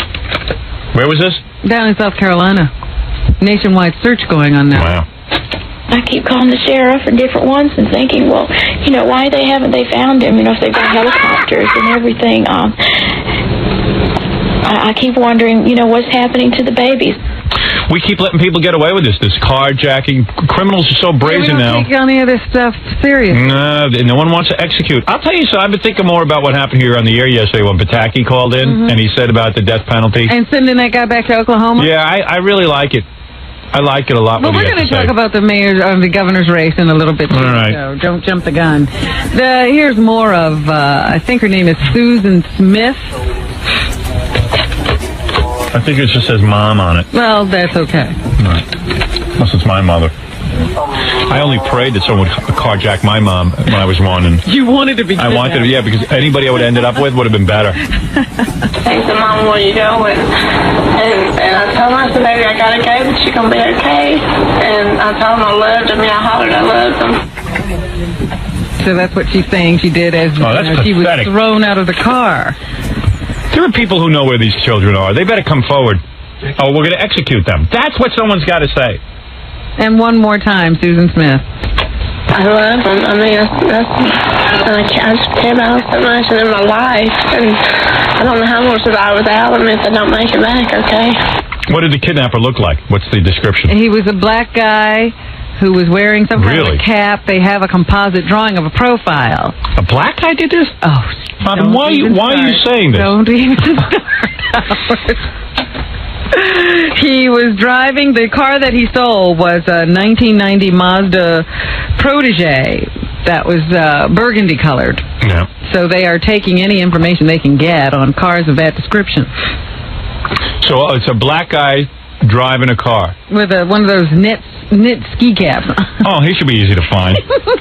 Now, there are black people who know who this guy is, who live in the community wherever this guy is, and they've got to come forward. Well, you think he came home with these kids, took them in the house, and Probably. Said, Mom, they need dinner? It's just like Rosa Parks got beat up in Detroit. Rosa Parks, the woman who sat on the back of the bus. You know that whole thing. No, she sat on the front of the bus. All right. Who even knows where she sat? To be quite honest, history is blurred. She might have even been sitting in the back of the bus. So anyway, she wanted to sit in the front of the bus. If they just let her sit in the front of the bus, the whole black people would still be sitting on the back of the bus. So the thing is, she gets robbed. All of a sudden, the whole community gets in an uproar, and they turn this guy in. There are people who know in this guy's family that he has done something heinous. Well, they know he had a criminal history. Oh, you bet. It would never have gotten to this point if something had been done with him prior to this incident. You are right again. Well, I have been calling for that for quite some time. I have always said these criminals go somewhere to sleep every night. That's right. And people let them in. It's not your apartment, Robin. Let's make that clear. That's right. People let them in, and they know full well what they're doing. And until they do something really awful, they say, well, I didn't know he was capable of that. Right. Well, all along he was doing bad things. And he knew. I guarantee you there are people who know who this guy is right now, what he has done, and they're not turning him in. What do you think of that? Okay, Howard. Because, well, listen, he's one of the guys in the community. You got to protect him. But we all have to band together. Everybody gets outraged when something happens to babies. We're talking about a 1-year-old and a 3-year-old here. This guy who kidnapped his mother knows what he did. She won't turn him in. Monster. Meanwhile, police say they're investigating everyone involved with this, and they say even though there's a divorce going on between Susan Smith and her husband David right now, they do not think that custody has anything to do with this abduction of children. They think it was random. Yes. Okay. Jackie Marlowe. Certainly a sad scenario there.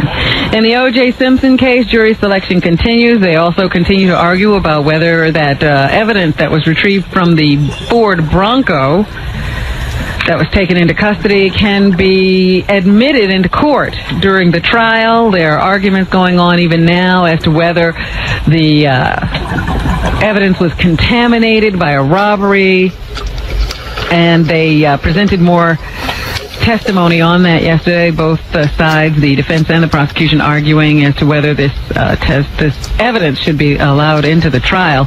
Judge Ito still to make a decision on that, but he did entertain both sides yesterday on those issues. Meanwhile, the defense has lodged a charge against the prosecution that they are being racist in their questioning of certain jurors. They say that black people are being treated differently. Oh, yeah! Virtue of their race when they are questioned on the court. The incident came up after a black juror was questioned, I guess, quite strenuously by the prosecution. The defense then jumped up and said, look, they're trying to keep all black people off of this jury with this kind of questioning. The defense, or the prosecution, meanwhile, contends that they were simply hard on this guy because they were afraid he wouldn't even be able to understand the issues of the case. Really? But why would it shock anyone that if there have been nationwide polls and it's something like 90% of black people Oh, think... you say they should make suppositions based on polls? Yes. Oh, okay. I am. I mean, I'm being upfront about it. If 90% of black people are saying they think O.J. is innocent, and you are the prosecution... I would imagine that would make you ask certain questions. I would think but so. Certainly, you have to consider each of these people as individuals. I would do the Chinese water test on each of them to make sure that they were telling the truth. Of course, if I was the prosecution, and I mean, if I knew that the odds were that a black man or a black woman standing in front of me thinks O.J.'s innocent already, of course I would have to grill them. Isn't the point of this to be impartial, to not have made up your mind? And aren't you innocent until proven guilty? Oh, gee. In the court, or in the eyes of the court. So I think that a black person who thought the defendant was innocent would be a good juror. If I was the prosecution, I would all the black and Hispanic potential jurors, I would put bamboo under their fingernails and get them to admit that they think O.J. is innocent. That's what I would do. What you have to ask them is, will they still think he's innocent after they prove he's guilty? Yes. And you know they would say yes. Because, listen, you have seen the TV shows as I have. They said, what if you had video? They say they have a black audience. They say, what if you have video of O.J. slitting the throat of Nicole Simpson? I don't remember them asking that question. On Geraldo they did. And you know what they said? Really? They said they could fix a video. Is that right? Me, I need no proof. I know O.J. did it. I need no video, nothing. I know O.J. did it. I know it. I know it. I know it. Saying that because he's a black man. No, that's wrong. That is not what I am saying. Don't ever say that. You know who told me he did it? Tom, our general manager. And you know what? You told me he did it too. But I didn't say it because he was a black man. Well, I'm not saying it because he's a black man. I'm saying it because he's a man who's guilty. I'm saying it's because it's a man and it was a wife. And believe me, there's plenty of white guys I know are guilty too. Sure. Just don't want to say it. Right. Go ahead. The president made a stop in Israel yesterday. Oh, I do have... You know, they just made President Clinton the president of Israel? Did you read that? No. He's been there so long that they feel like he should be just running Israel. Did they do that? Number 7 is Johnny Cochran. Talking about this whole jury selection situation. Hi, this is Johnny Cochran with you. I'm here counting my liver spots. It's clear that there was no real whole place on the Bronco. People had access to it. What's he talking about? He's talking about the evidence in the Bronco. Yeah, I'll listen to that. Want me to hear that? Yeah. And in addition to that, the defense has lost very important exculpatory evidence. Whatever that means. Receipts and the names of Mr. O.J. Simpson and Mr. Cole Simpson that were stolen out of that Bronco by someone. So who cares? Well, he's saying that's why you can't say that this is good evidence. No, let me tell you what happened. It's robbery. Wrong. There was evidence collected before. It's Howard Mason. Yeah, I know this case backwards and forwards. This defense team, the so-called dream team, can dream all they want. He's guilty. All right, so tell me why they should allow this evidence. There is evidence. Opposed to his argument. Most people don't understand this. Yeah. A Bronco was brought in. They hold it in some dump. That's run by some schlub, I guess. I don't know, or some regular guy. I don't know who runs this thing. Maybe the cops run it. I don't know, but they bring it into a lot, and evidence was collected. After evidence was collected, they left the car there. Somebody went in and took some things out of it. Clearly, the evidence that was collected before the car was broken into is admissible in court. He was arguing? Yes. No, he was not. Absolutely. Oh, excuse me? The man was talking about evidence that was removed from the car during the robbery. No. The evidence that was removed afterward, the prosecution don't even care if that is excused from the case. Did you hear what he just said? I don't care what he said. I am telling you what happened. You're arguing with his argument that the evidence should be dismissed. He was saying the defense has lost an opportunity here. That's right. Because this car was burglarized. No, believe me. Don't listen to him. That's Johnny Carson. My goodness. I'm lost in the argument. What could possibly be... They're saying there was stuff stolen from there that would would have proven that he was innocent. Yeah. That Nicole had been in the car at another time and could have lost her blood there then. Yeah. Can you imagine Johnny Cochran? What planet is he dropping in from? The dream team. See, the contention is that she used to be in that car a lot, so there's no reason to think her blood shouldn't be there. She used to bleed all over the car. How silly.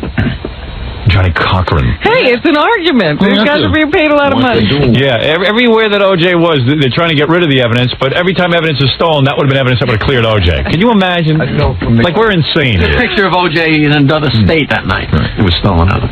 If O.J. ever gets off, I hope that all these so-called lawyers who have children, I hope they grow up and someone slits their throats off their heads, and that they have to live with that pain. Now, why do you have to wish a thing like that? Because I'm an evil, soulless human being who wishes bad on anybody who is doing well. All right. Exactly, Mommy. All right, let's take a break, Robin, and then move on with the news, and we'll be back right after these exciting words. You're listening to The Howard Stern Show. In fact, these exciting words are brought to you by Snapple, the drink of the Howard Stern Show. That is our drink of choice, Robin. You know it, and I know it. Of course. We only drink Snapple. We love Snapple. Everyone on the show drinks Snapple. I go through 2 to 3 cases of Snapple iced tea a week. Because you do so much entertaining. I have entertaining going on in my home. I'm like a young Liz Taylor when they used to have all the people up you're for parties. the hostess with the mostest. Yeah, on the West Coast, my good friends Penny Marshall and Carrie Fisher are always throwing big parties for everyone. And on the East Coast, it's you. It's the Howard Stern home that is you. used. You have to hold up your end. That's right. That's where all of the celebrities come to congregate. Why, everyone, on any given day. Yep. They're just stars lounging around your pool. Hey, answer this question, Robin. What does O.J. drink in jail? O.J.? Nope, Snapple. Ah. That's the surprising thing. But you're right, he does drink Snapple O.J. because he knows it's all natural and good for you, too, in case he does get out. He's always thinking endorsement, that O.J. He sure is. Snapple's all natural, no artificial flavors, no preservatives. Tea flavors include orange, lemon, raspberry diet, raspberry, orange, cranberry, mint, and peach. Oh, the fruit drink flavors. You know what I love about this? Every product is all natural. Do you know how important that is, that your kids should be drinking a soda that doesn't have any artificial coloring or preservatives or anything? You know what I'm saying? You don't? Well, too bad. Commercial's over. Snapple, made from the best stuff on earth. Now, that's a good song. What is that? Anthrax. Anthrax? I got their album at home. I actually listened to that. I don't know what the hell they're singing about, but... Is there anything more to it than that? You got that? Nice. This is from the album Kiss My Ass, isn't it? Is this that Kiss collection? Yeah.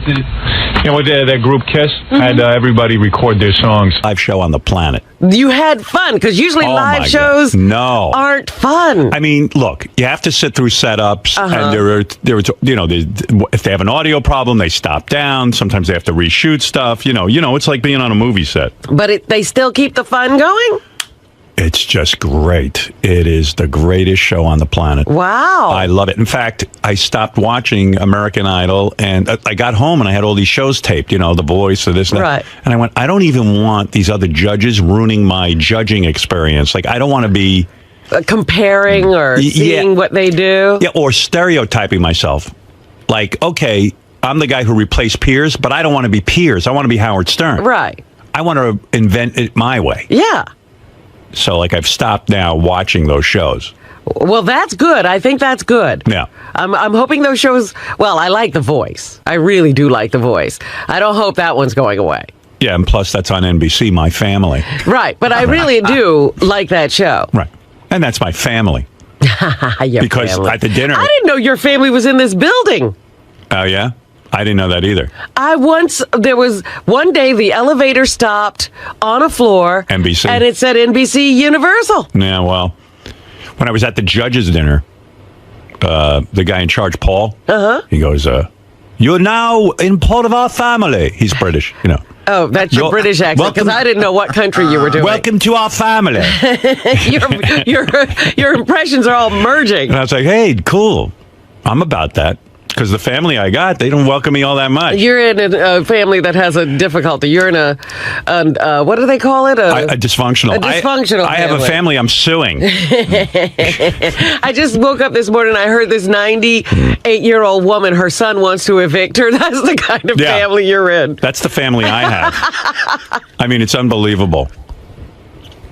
Well, I realize NBC Universal's my main employer, actually. Maine? Well, yeah. I mean, they own Howard TV and they own America's Got Talent. Oh, I didn't realize they owned Howard This is TV. really more of a part-time gig for me, the serious thing. Yeah. They're not really my main employer. I work for you at your part-time job? Yeah. You're part of my part-time job. What is the deal with Nick Cannon, by the way? Wow. Is he going to live? It's so funny. So we're taping, and they've asked me not to give too much away, which I understand because they want the show to be fresh. I want to know, as a viewer, I want to see it on the air. There's one point, man, that we're taping, and there's some contestants up there, and Nick came out. He doesn't come out on stage that much. He's usually backstage doing stuff. Right. So then I go, as soon as he walks out, I'm like, hey, where's Mariah Carey at? Never mind you. And then I'm talking to him, and I go, and there was this horrible contestant. And I said, listen, you're not going to Vegas, but can you give Nick your kidneys? We found a use for you. Yeah, you're useless, but kidneys, that's something else. We want to farm them out. You got some good kidneys. Because you're obviously not doing anything. He's really good. In fact, during the actual television show, I said, how bad is that fucking guy from American Idol, Ryan Seacrest? I said, Nick, you're so much better. And he really is. I find Ryan Seacrest annoying wherever he shows up. He showed up on the Grammy telecast. I was annoyed. Because he over-enunciates. He's so afraid of making mistakes. His whole talent is that he doesn't make any mistakes. So he's like, he's smooth. This is American Idol. And Nick's kind of like just walking around backstage. His dad was back there. I was talking to him. He interacts with the contestants in a way that seems real. And Nick's dad is even more entertaining than Nick. Really? He's the minister. Well, he got a hold of me, and he knows who killed Nicole, OJ's wife, and it ain't OJ. Really? Yeah, he's got a whole fucking rap on. Well, why do we not know this? I'm trying to get to my trailer, and I meet Nick's father, and he pulls me aside and goes into like a half hour. Like, I was late. A half hour discourse on who killed Nicole. Wow. He's read he's an expert on the whole thing. This is his, lots of people read about 9/11 and the World Trade Center. He's reading about OJ. Yeah. I'm sure Nick and Mariah don't let him in the house. But I dug him. He was like, he had a whole rap on it, and it's pretty intelligent rap. I mean, the guy's he's done his thesis on it, for Christ's sakes. This is his doctoral thesis. He's got it all figured out. Poor OJ sitting in jail. All I know is, why is Nick Cannon's father full of this information, and none of the authorities... Nick won't even have him on. Nick doesn't even interview him. I'm going to have him on. I want to know. I want to know what he's discovered. This cat's got it all figured out. Somebody else killed Nicole. Oh, yeah. He told me who. I don't want to say because I don't want to be sued. Well, you don't have the info to back it up. Well, I do now. You do? Yeah. What I absorbed. Turns out Nick Cannon killed Nicole. That's how you know. Well, that's why he doesn't want to tell. Right. Anyway, so... with Nick's health, so I started interviewing him while we were taping America's Got Talent. And I go, what's the deal? Are you going to live? Because that dude from X Factor is hanging around my trailer right now trying to get your job. X Factor dude? X Factor dude who was just fired. Yeah. I caught him on the set trying to take over Nick's job. Anyway, circling like a vulture. Like a vulture.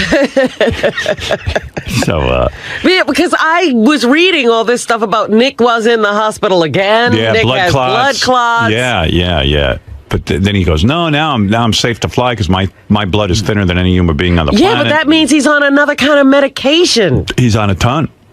He's a young man. He's a tiny guy, too. He's thin. Super thin and small. Something's wrong there. I think he was burning the candle, but he quit his radio show, and I said, good.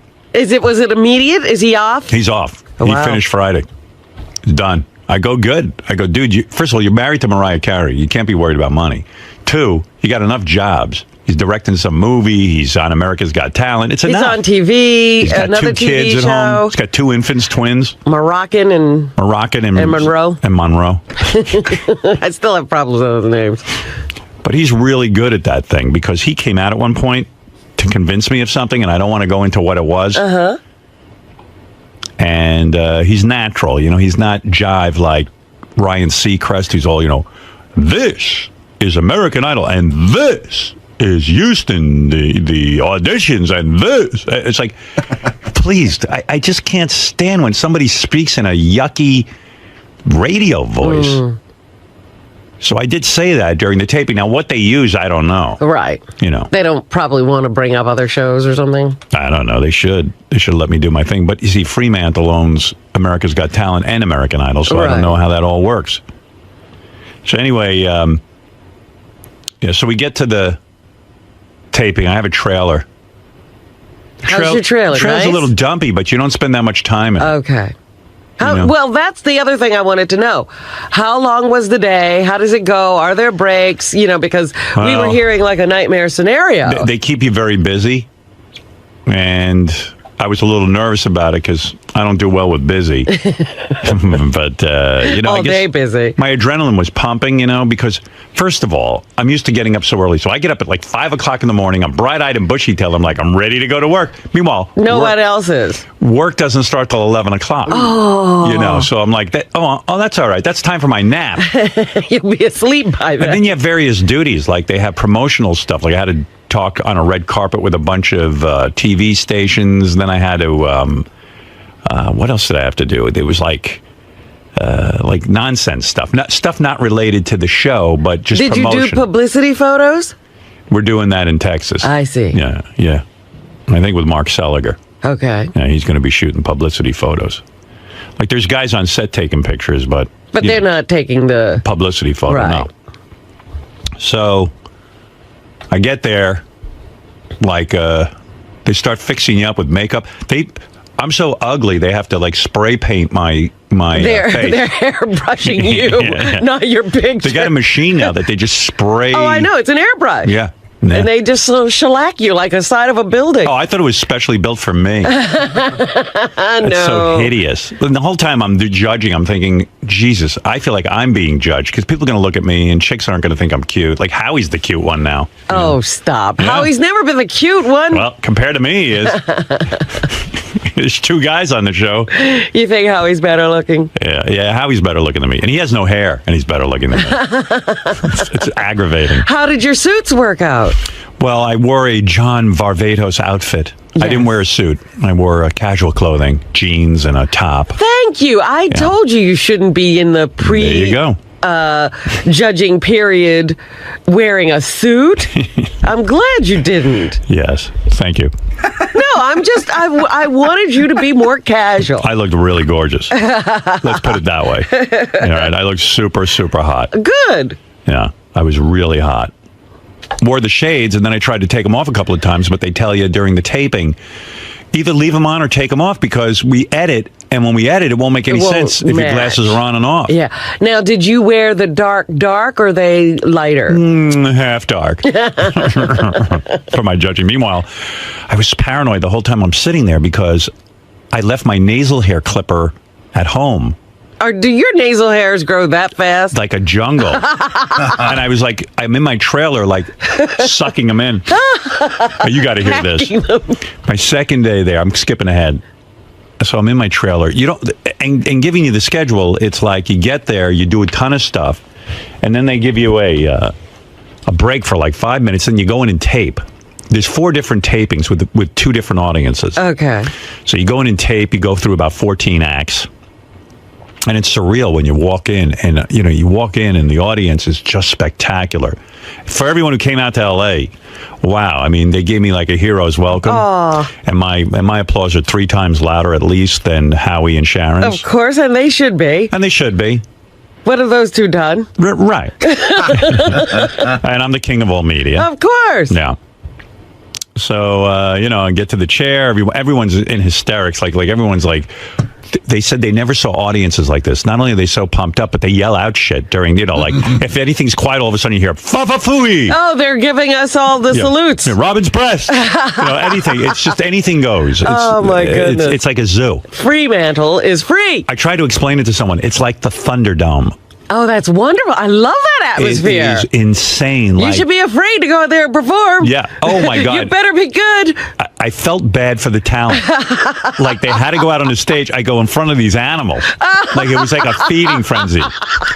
But they the crowd, better build a cage. But it's wild because when you're judging, Wait here. I gotta write down something to tell you. Okay. But because I'll jump ahead. When you're judging, the audience is behind you, and there's about 2,000 people screaming. And do they quiet down for the acts? Yeah. But oh my God, if you suck, they go berserk. It's the greatest live show ever. Oh, that's funny. Like, I don't know how they're going to edit it, and I don't know how it's going to look on TV. But if they capture half the excitement of this room, it's going to be mind-blowing, huh? It'll blow up your television. And they always say that the audience is the fourth judge. Yeah. And the point is, the audience has gotten so fucking crazy because it's mostly our people. That's wonderful. And they're good judges. This is an element that other shows don't have. But a lot of times I do go against the audience, and then they start booing me, and I turn around and give them a look, and they get in line. Because, they're like, hey, You're talking about the king. I go, hey, assholes, my back is to you. Do you forget who's talking here? You know my opinion's more important than yours. Then everybody settles down. It's a whole battle. Oh, I can't wait to see this. Oh, my God. It's the Thunderdome. And I know I'm going to San Francisco for this weekend. Yeah. We're doing 2 days of taping, and I know Gary has some tickets. I'm going to once again try to make it. Yeah. Because I want to see this. Yeah, go to San Francisco. So if you can get tickets, get them from Gary or call in to me if you're in the San Francisco area. Come watch this thing. It's a spectacle. It really is insane. Sounds like fun. Sounds like a free-for-all. It's a free-for-all. And and by the way, there's also one more open audition left. Really? Where you can go and audition to be in the show. And let me tell you something. Based on what I saw in Los Angeles, there was room. I think Howie, Sharon, and I only put through about 8 people out of 40. Oh, really? Yeah. So in 2 days? Yeah. Wow. There's lots of room for people. Whatever you do. Apparently, America does not have talent. Well, you know what? We were being very, very hard. Well, you should be. I don't want to see crappy people. Are they going to have? But you know what it is, though? At this point, I realize something. I'm starting to learn. Like, this was a learning curve for me. Because I had never done this before. I mean, they've been doing it for years, and I'm walking into this thing. Right. You have to actually do like a quick learning curve here because they are all professionals at this. Well, there were 2 acts that I didn't put through that I went home at night and went, now I get it. I should have put them through, and I'll tell you why. Oh. Most of the people who show up for auditions, they're not $1 million act at that point. And so if you see the germ of an idea, kernel. If you see some talent there, you should put them through with the provision that when they get to Vegas, they're going to really, up until Vegas, they have time to work on this thing. Well, you know what? That's one of the things that Howie would often try to say to peers. Well, Howie's right. And so, but there's got to be a combination. But you got to find the people who have the germ of an idea, There was one guy who blew the place apart. He was great. And he's going to only get better, I think. So you have 7 cities you go to for taping, including New York. When they come to New York, by then it's going to be crazy. Yeah. And we're going to San Francisco this weekend. So anyway, the day is you go and you're working, and it's probably, someone said to me, don't they give you like a dress rehearsal or something? I go, well, these are the dress rehearsals in a sense, because it's taped, you can try out all kinds of things, and if it doesn't work, they just don't include it in the show. So, but they didn't give you any, all right, we're just going to throw in some people, we won't even be really taping this, and you can try judging. They didn't do anything like that. Nothing like that. And you get in there, and and all of a sudden, you're just in there. You're in the Thunderdome, and you're going. But it was really cool because all the NBC brass came up to me and they go, we love the energy. We love the new judging panel. There's a whole new dynamic, I guess. We got this thing called the Snapple Room where the judges go up and argue about shit. You would love this. And Howie, Sharon, and I go there. And then I now have $1,000 bet with Sharon on one of the talents. I put him through, and I'm telling yeah, it's a whole fucking crazy. All right. Yeah, it's crazy. It's crazy. There's a lot going on here. Good. I like this. Yeah. I actually might watch this show. Yeah, and I wasn't being like a diva, but I kept saying to them, you got to get my lunch and dinner in the trailer like exactly on time. And the reason for that is I want to give them a good performance. And so you only get about an hour break. So I like to eat and then like lay down and meditate or something. Right. And so I said to them, if I'm sitting around waiting for food, I said, this is the only, I said, I won't be they didn't even have soap in my trailer. Like, if I pee, I don't even have anything to wash my hands with. I wasn't complaining. I just said, you got to get the food there right away because. You are being a diva. Just don't. I'm not. No, you are because you're demanding exactly what you need. That's what a diva does. All right. Well, if you say it that way, then I'm a diva. You know, but I'm like, hey, all I want is just give me a piece of salmon, a little bit like a baked potato. Do they have like a place where they can just cart this over? They have a truck or something? They have some kind of truck, but it was really weird. It was all, and this would drive you crazy. It was all like junk food, like snacks. And, you know, I don't want to eat that shit. First of all, I want to be able to fit into my John Varvatos You won't outfit. be in your clothes by the end of the season. And snacks aren't going to do it for me. So, you know, I've been trying to watch my weight.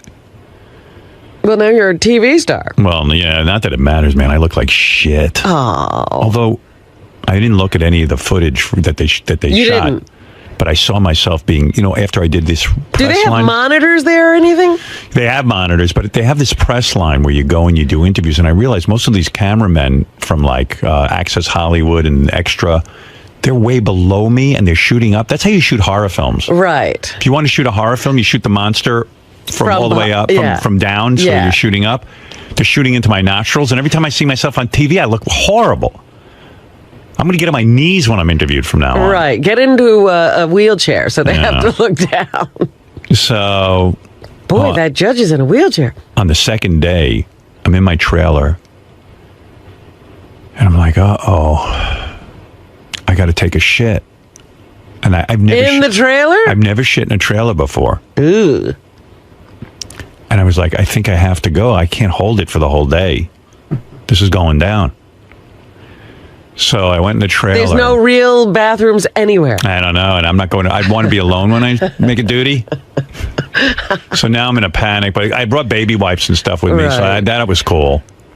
But still, it's going into that little tank. So it's weird. There was no like even water in the thing. It's just like it hits it dry. Yeah. And it's like this thing, when you press the flusher, it just opens up a hole. Oh, it's like a porta-john. Yeah, it's a porta-john. It's a porta-john. And it's attached to my it's in my trailer. It's like there's shit in my trailer. Yeah. Well, I go in, I made a duty, and I was so proud of myself that I made a duty outside of my house. Like I was very, very proud. And I quickly did a courtesy flush or whatever you want to call it. There's no water. It's really a dump. Yeah, I did a courtesy dump. and I quickly got done. But oh my God, it smelled like something barn, died, probably. like a barn. And my wife was on the way over, and then Tony comes in to do my hair, and I have a makeup woman. I was so lucky, though. Well, then I meditated, and I said, surely by a half hour, it's going to be dissipated, the stink. Can you meditate in that? No. In fact, I got up 3 times to go over and smell the toilet to see if it was dissipating, and it seemed to be getting worse. Oh, no. So now I'm convinced they should have to empty the canister. So I quickly get Ronnie. I go, Ronnie, come in here. He goes, what is it? I go, smell the trailer. He goes, what do you mean? It smells like salmon. Because my salmon was stinking up the trailer. Oh. I go, well, I took a shit. He goes, what do you mean? I go, I took a shit in the toilet and it smells in there. But as long as it smells like salmon, no one will know. But what if somebody goes in there to use the bathroom? Then they're going to die. Yeah. I just didn't want my wife to go in there. I don't care about anyone else. Right. But it was weird. They came in. This thing still smelled like salmon. And then when I came back from taping that segment, it didn't smell shitty anymore. Oh, good. Yeah. It goes somewhere then. Oh, I was so nervous. Like, and I'm out there on the set. I'm not thinking about the talent. I'm thinking about the shit I took in my trailer. You see what could be going through a judge's mind? Oh my God, Robin, you don't know what it is like to slam that buzzer, that X, on a 9-year-old. Oh, until you've done it. Oh, I did it. I did it. The kid. I did it. Oh wow. I did it because I had to do it. Think of a 9-year-old. I'm thinking that is horrible. And I go, That's horrible, Howard. You should be ashamed of yourself. Yeah. There were so many moments I want to tell you about during the taping, but I feel You can't do it. Yeah. You can't blow the show for the viewing audience. I want to tell you about each act and what I did. But, someone said to me, how do you rate yourself as a judge? And by the way, everyone was telling me how great I was. Like the producer, Jason Raff, said to me, I said to him, how am I doing here? I have no way to gauge this thing. He goes, I haven't received one note from the brass, and they're usually all over me. He said, so they're loving it. They love the chemistry between me, Howie, and Sharon. Did you guys argue a lot? By the end, we were arguing. Really? At the beginning, it was like, wow, this is surprising me. We're all getting along. And there were times I was way more compassionate than Howie and Sharon. I think all my rhetoric on the air has brought their level up. Yeah. Like, they're way rougher than I am. I'm like, hey, give these guys a break. They'll show you. Yeah. Like, I put a boy band through. And, they were a little bit, fruity, kind of, Little fruity boy band. Yeah, right. And Howie goes, boy band? He goes, isn't that over with? And I go, listen. It's never over. Yeah, it could be back. You said we let too many people through? Yes. Five? It's not Snapple. I think we felt pressured because the talent was so bad. Like, I put through that boy band. Yeah. And I feel I made a mistake. I feel you did too. I don't. I'm going to agree with you. Who would pay to see those guys? You know what? And they're nudniks because they don't even have a look. They don't. Here's my thing. Boy band. Here, you said something yesterday that's right. But you're not going to agree with me? I want to hear. But excuse the word boy band. Just think of a band. No. A vocal group. But they were a boy band. That's what they were doing. And boy band is so yesterday. We made boy a mistake, bands Sharon. are so passé. We could bring it back. Sharon, I don't think we did. No. I'm willing to admit You guys made a mistake. I said no. I don't want to give away too much, but it is a scream. Oh, I can't wait. Oh, my God. If you can get to a taping, get to one. There are tickets for San Francisco. As far as I know, Gary said he had some. All right. Well, I'm going to try to make it there. Let's see if anybody was there. Let me get myself together. Andrew, you're on the air. Hey, I was just wanting to know, well, first of all, before I get to my question, I was at the taping on Friday night, and I sat right behind Beth and John Stamos, and Beth looked so hot. She looked amazing. Beth looked amazing. Yeah? She showed up in a little outfit, and I told Stamos to come down, because, I You realized... had her sitting in that outfit next to John Stamos? Yeah, I said, and I even turned to the audience, I said, look how secure I am that I'm allowing this to happen. And everyone's like, hey, Howard, he's fingering her. All that kind of shit. I mean, I'm telling you, it's the Thunderdome. You don't stand a chance in there.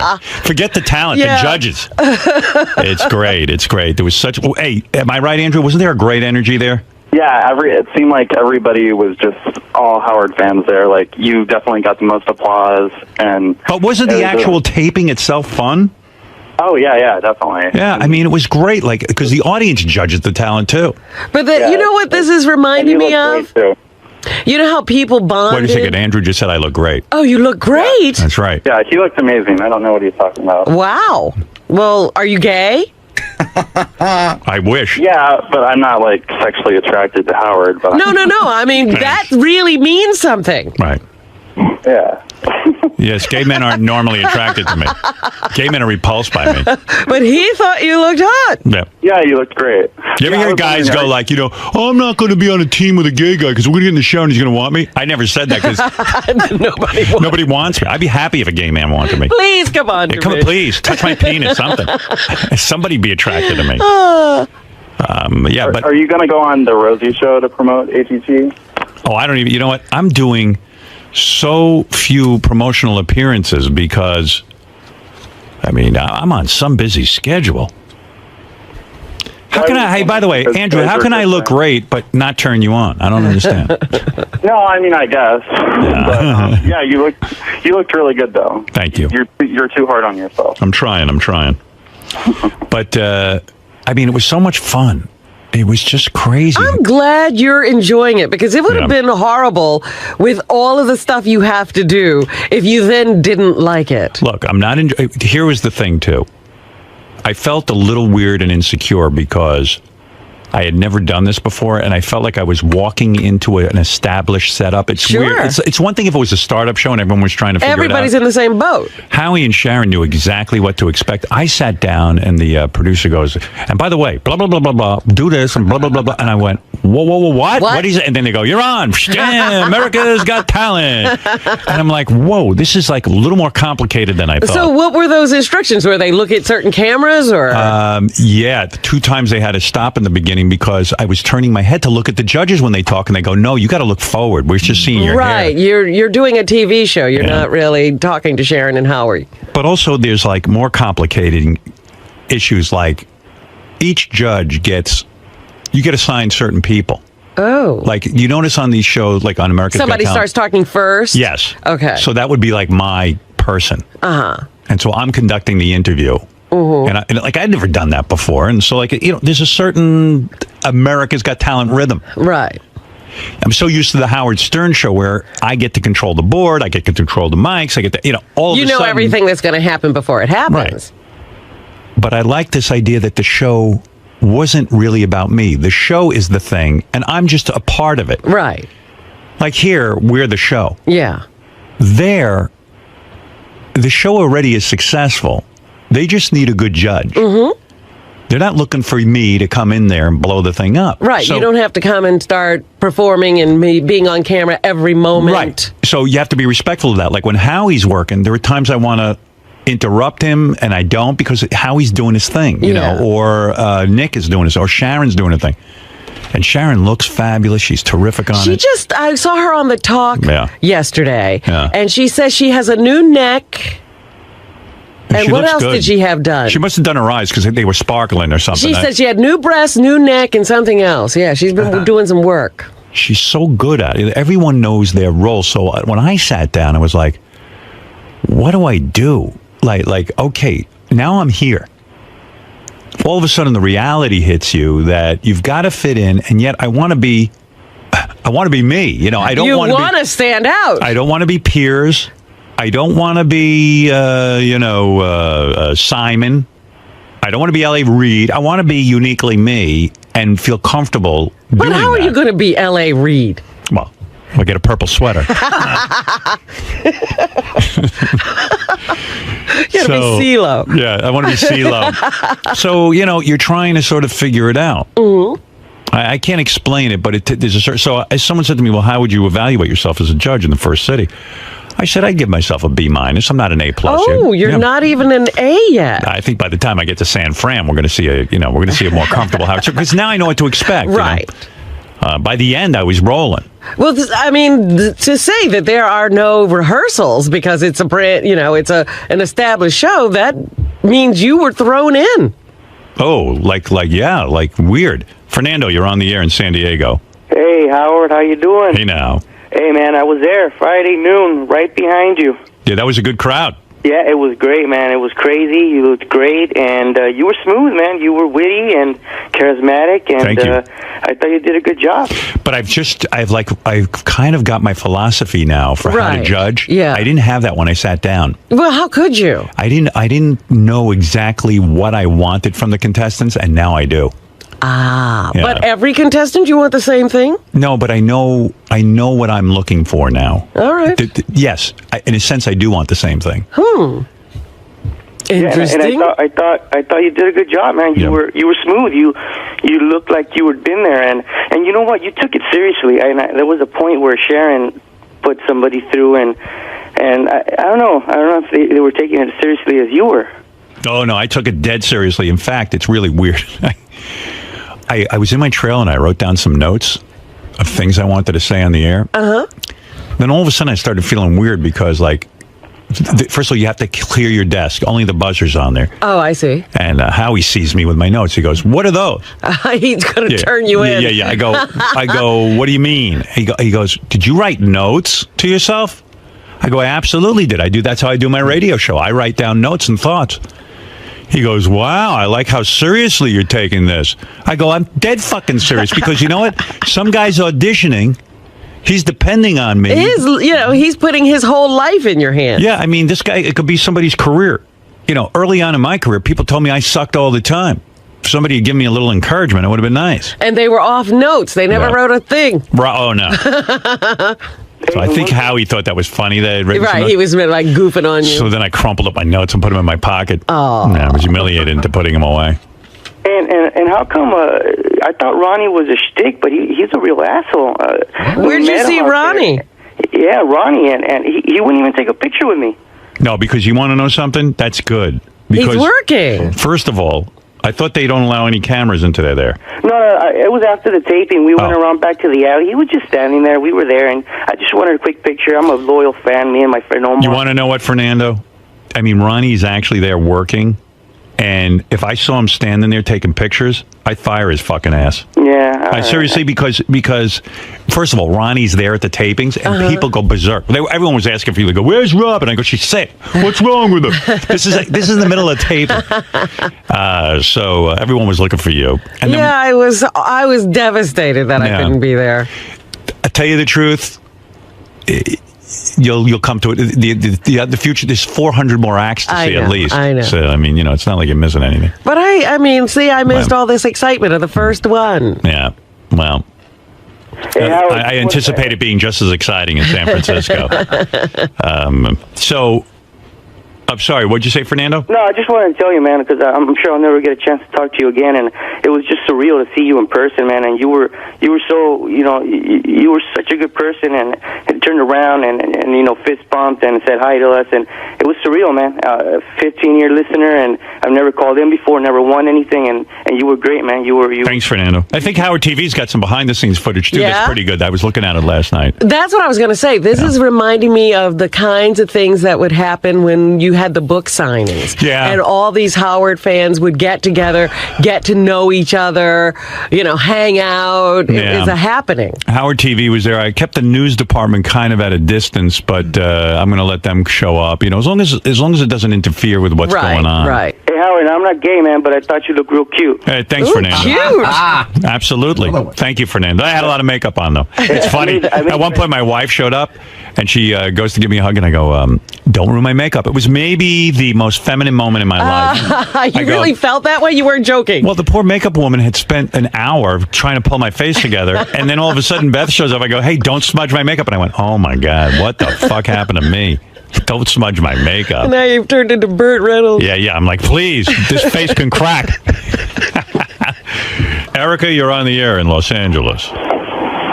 Hi, Howard. Oh, my gosh, you did such an amazing job in L.A. You were amazing. It was a lot of fun. Oh, my gosh. And every time there was a technical difficulty, the crowd would yell out, Scott! Yeah, at one point, the mics went out. Oh, really? And this guy comes out and gets under the table to fix them, and people are screaming out Scott, the engineer's name. It's crazy. Oh my God, it is just poor Scott's blamed even when he's not there. Yeah, and they start yelling at the guy. What, did Scott do the audio? So you were there. And that wasn't it. Which taping were you at? I was at the evening taping on Thursday. Yeah, it was crazy. And the crowd loved you, Howard. There was this one contestant that was actually rude to him. He said, I would. Well, don't give it away. Don't give it away, the rude contestant, because I think I've been lectured at America's Got Talent not to give away everything that happened. Well, it's okay to talk about. The audience wanted to kill him.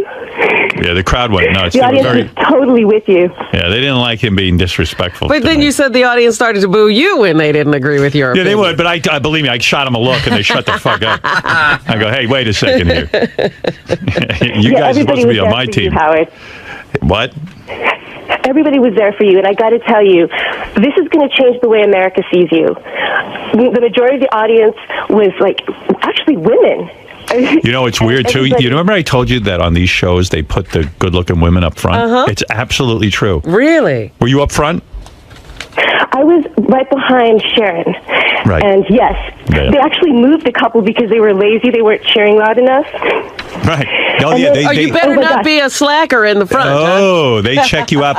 I see the warm-up guy sits there and he talks to the audience and tells them this, they're supposed to yell out Vegas if they want them to go through. And I see people not yelling loud enough. They throw them right the fuck out. I got to tell you, pressure on the audience, too. Yeah. Oh, yeah. when they were seating us, they were putting all the young, pretty people right behind the judges, and there was like this group of older people, like seniors, probably in their 70s or 60s, and they're like, "Oh, can we sit there?" Because there was an empty spot, and they're like, "No," Yeah. and they put them on the other side. Yeah, no, they have like young, attractive people. Like I turn around and I go, "Wow, what is this? A beauty pageant?" There were hot chicks all over the place. It's quite And a you were scene. hugging them too. What? What are you talking about? I didn't hug You were anyone. hugging some lovely. All right, a few people. No tongue. All right, Erica, thank you. Love you, Howard. Love you, Robin. Love you.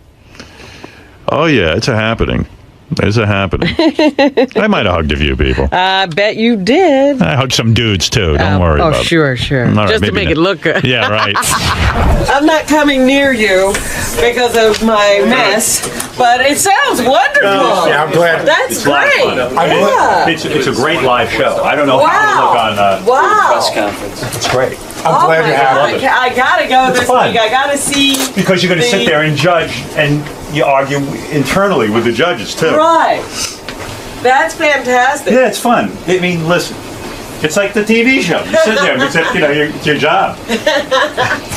I'm psyched that you enjoyed it. I was nervous that you. In fact, Jason emailed me last night and said, "I'm dying to know what." He goes, "It went great, but I'm dying to hear what Howard has to say." How did you know it went great? How did you? Because Jason emailed me. Jason, not Jason that, Rad. Jason Rad, yeah. He said because he sent me the note, and I 30 said, seconds, Howard. I said, "How did it go?" He said, "It went great."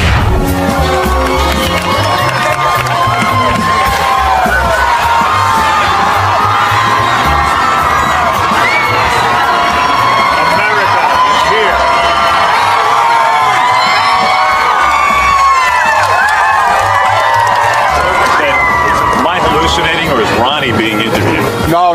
Well, kind of. Got my lip gloss on. I feel like the woman I always was meant to be. 5 minutes. See what happens? He just lifts his hand. Show them it. Lift your hand. Watch this. Watch this. For Howard TV. Watch. All right. There's the move. It's this. No, hold on a minute. Hold on a minute. Hold on. Move.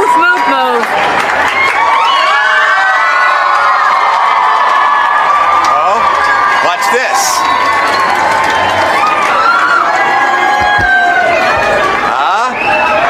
So we each have our strengths.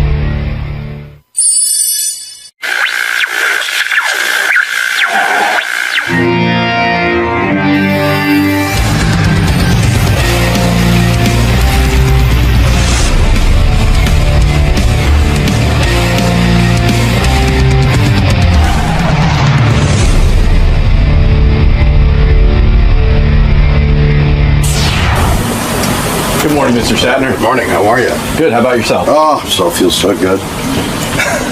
Even really. Even at this hour? Even at this hour. Even the hour before. Oh, look at this up big. Cupcake Wednesday. Is what? Cupcake Wednesday. Is it Cupcake Wednesday? I tell you, I've been ill, and I just recovered, and so now I'm hungry. Right this way, sir. Right this way. Oh, look at that. So you haven't been able to eat now? Exactly, for 6 days. You picked a good day. We have a full array of pastries out there. Yeah, no, it's the pastries I don't want to do. I need a steak medium rare. Do you happen to have a steak medium rare? We could make it happen for you, Mr. Shatner. Yeah, I'm sure. You've done this show many, many times. Yeah, maybe too many times. The least we could do is get you a nice steak. It's good to see you. Good to see you too. Thank you. Good morning, Mr. Shatner. Gary. Good to see you. My wife Elizabeth. Gary. She's so anxious to go on the air. Great. He's going to call for you in a second. I'll bring you guys in. Whenever you Give you a set of headphones and a little microphone on the side. Let me look. Like, well, how come you called me? And I go, what are we doing? I'm going to kill you. Kill you? People do that. I've never done that. No. The therapist, but... You want to do Shatter now, or you want to wait? Yeah, no, we got to do it now. He's promoting a one-man show about himself, playing on Broadway right now. He makes fun of George Takei in it. He was involved in some kind of dumb feud with Carrie Fisher about what was better, Star Wars or Star Trek. What is the feud? I mean, like, what do you mean? Where did they feud? Which is better, Star Trek? No, I mean, where did they feud? I mean, like, where do you go to? He said that Star Wars or Star Trek was far superior, and then Carrie Fisher put something up on the web where she was interviewed. Basically, people interview these two and they bring it up. They say, William Shatner said this about, Star Wars. What do you think? And they went back and forth for a little bit. It's supposedly worth $300 million. We talked to him last time about how he sold all his Priceline stock, because it went way down and then went way up again, but I think he got rid of it when it was pennies on the dollar. Is Priceline back up again? Yeah, yeah. 20 seconds! Yeah, when he was here last time, it was selling for $526 a share. But he sold it all. He sold it way before then, he said. William Shatner's in a one-man show on Broadway. What is he playing, himself? Yeah, it's his story of his life. I knew it. Would he be in a show about somebody else? No. No. Bill Shatner, a longtime friend of the show. I don't know if William Shatner gives out his age, but the guy looks great. Look at him. He's in his... Don't say.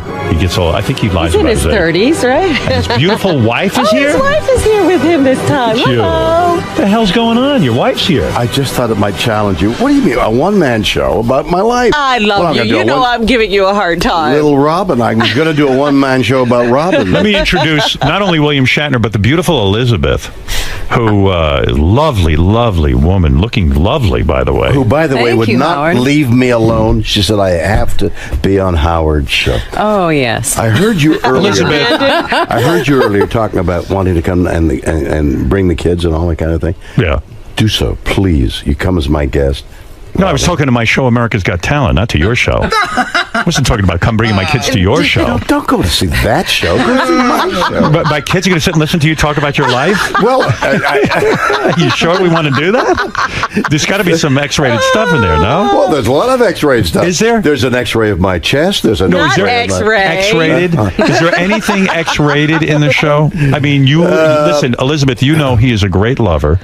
Absolutely. A man who has many passions.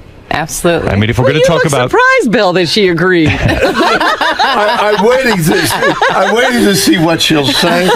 No, but I mean, come out of your mouth. Mr. Shatner, if in fact we're doing the story of your life on Broadway, the many women you have slept with, yes. Elizabeth, I'm sorry, it has to be part of the show. All the girls line up and they do a kick dance. No, listen, it is the sum total of my life. Right. What I've learned. Your loves. The dramatic. What have you learned? What have you learned? Say yes. No, what have you learned? Say yes. Oh, right. Say yes. Say yes. To opportunity. Say yes to having dinner with you. No, I won't say yes to come see my show with your kids. So, how long is the show? An hour? For an hour and 40 minutes. Hour and 40 minutes, and you have start... a little break in there? No break. No break. I'd leave if I had a break. You hold them captive. So you go in and you start from what? From birth? I don't do linear, but I want to lure you in, right? Right. So I discuss the nature of comedy. Did somebody write this for you? I wrote comedy? Well, the nature of comedy. What makes you laugh? What my influences were in comical. And you begin to laugh. And you begin to have a good time. And then I talk about music. And then I talk about life. But I talk about love and death. But some would say... When do you get to something you know about? Yeah. Some would say... First in the show, Lily Sincere. No, but some would say... Lily Sincere. And Mr. striptease. Mr. Shatner, some would say... Yeah. That to talk about yourself for an hour and 40 minutes, you would have to be a tremendous narcissist. That's right. In order to do that. Now, you are such a regular guy. All right, so you've touched upon the difficulty you would have to publicizing the show. Right. It's immensely fun. First of all, it got great reviews. Right. And the crowds, they stand up and they cheer at the end. Wow. That's why I want you to go there. I want you to stand up and you'll be like, you're do taller you than reveal anybody. in the show your net worth? Are you worth $300 million in reality? Are you? That's like in the most absurd song. Elizabeth's looking. Elizabeth just got quiet. Elizabeth has Bill. Elizabeth.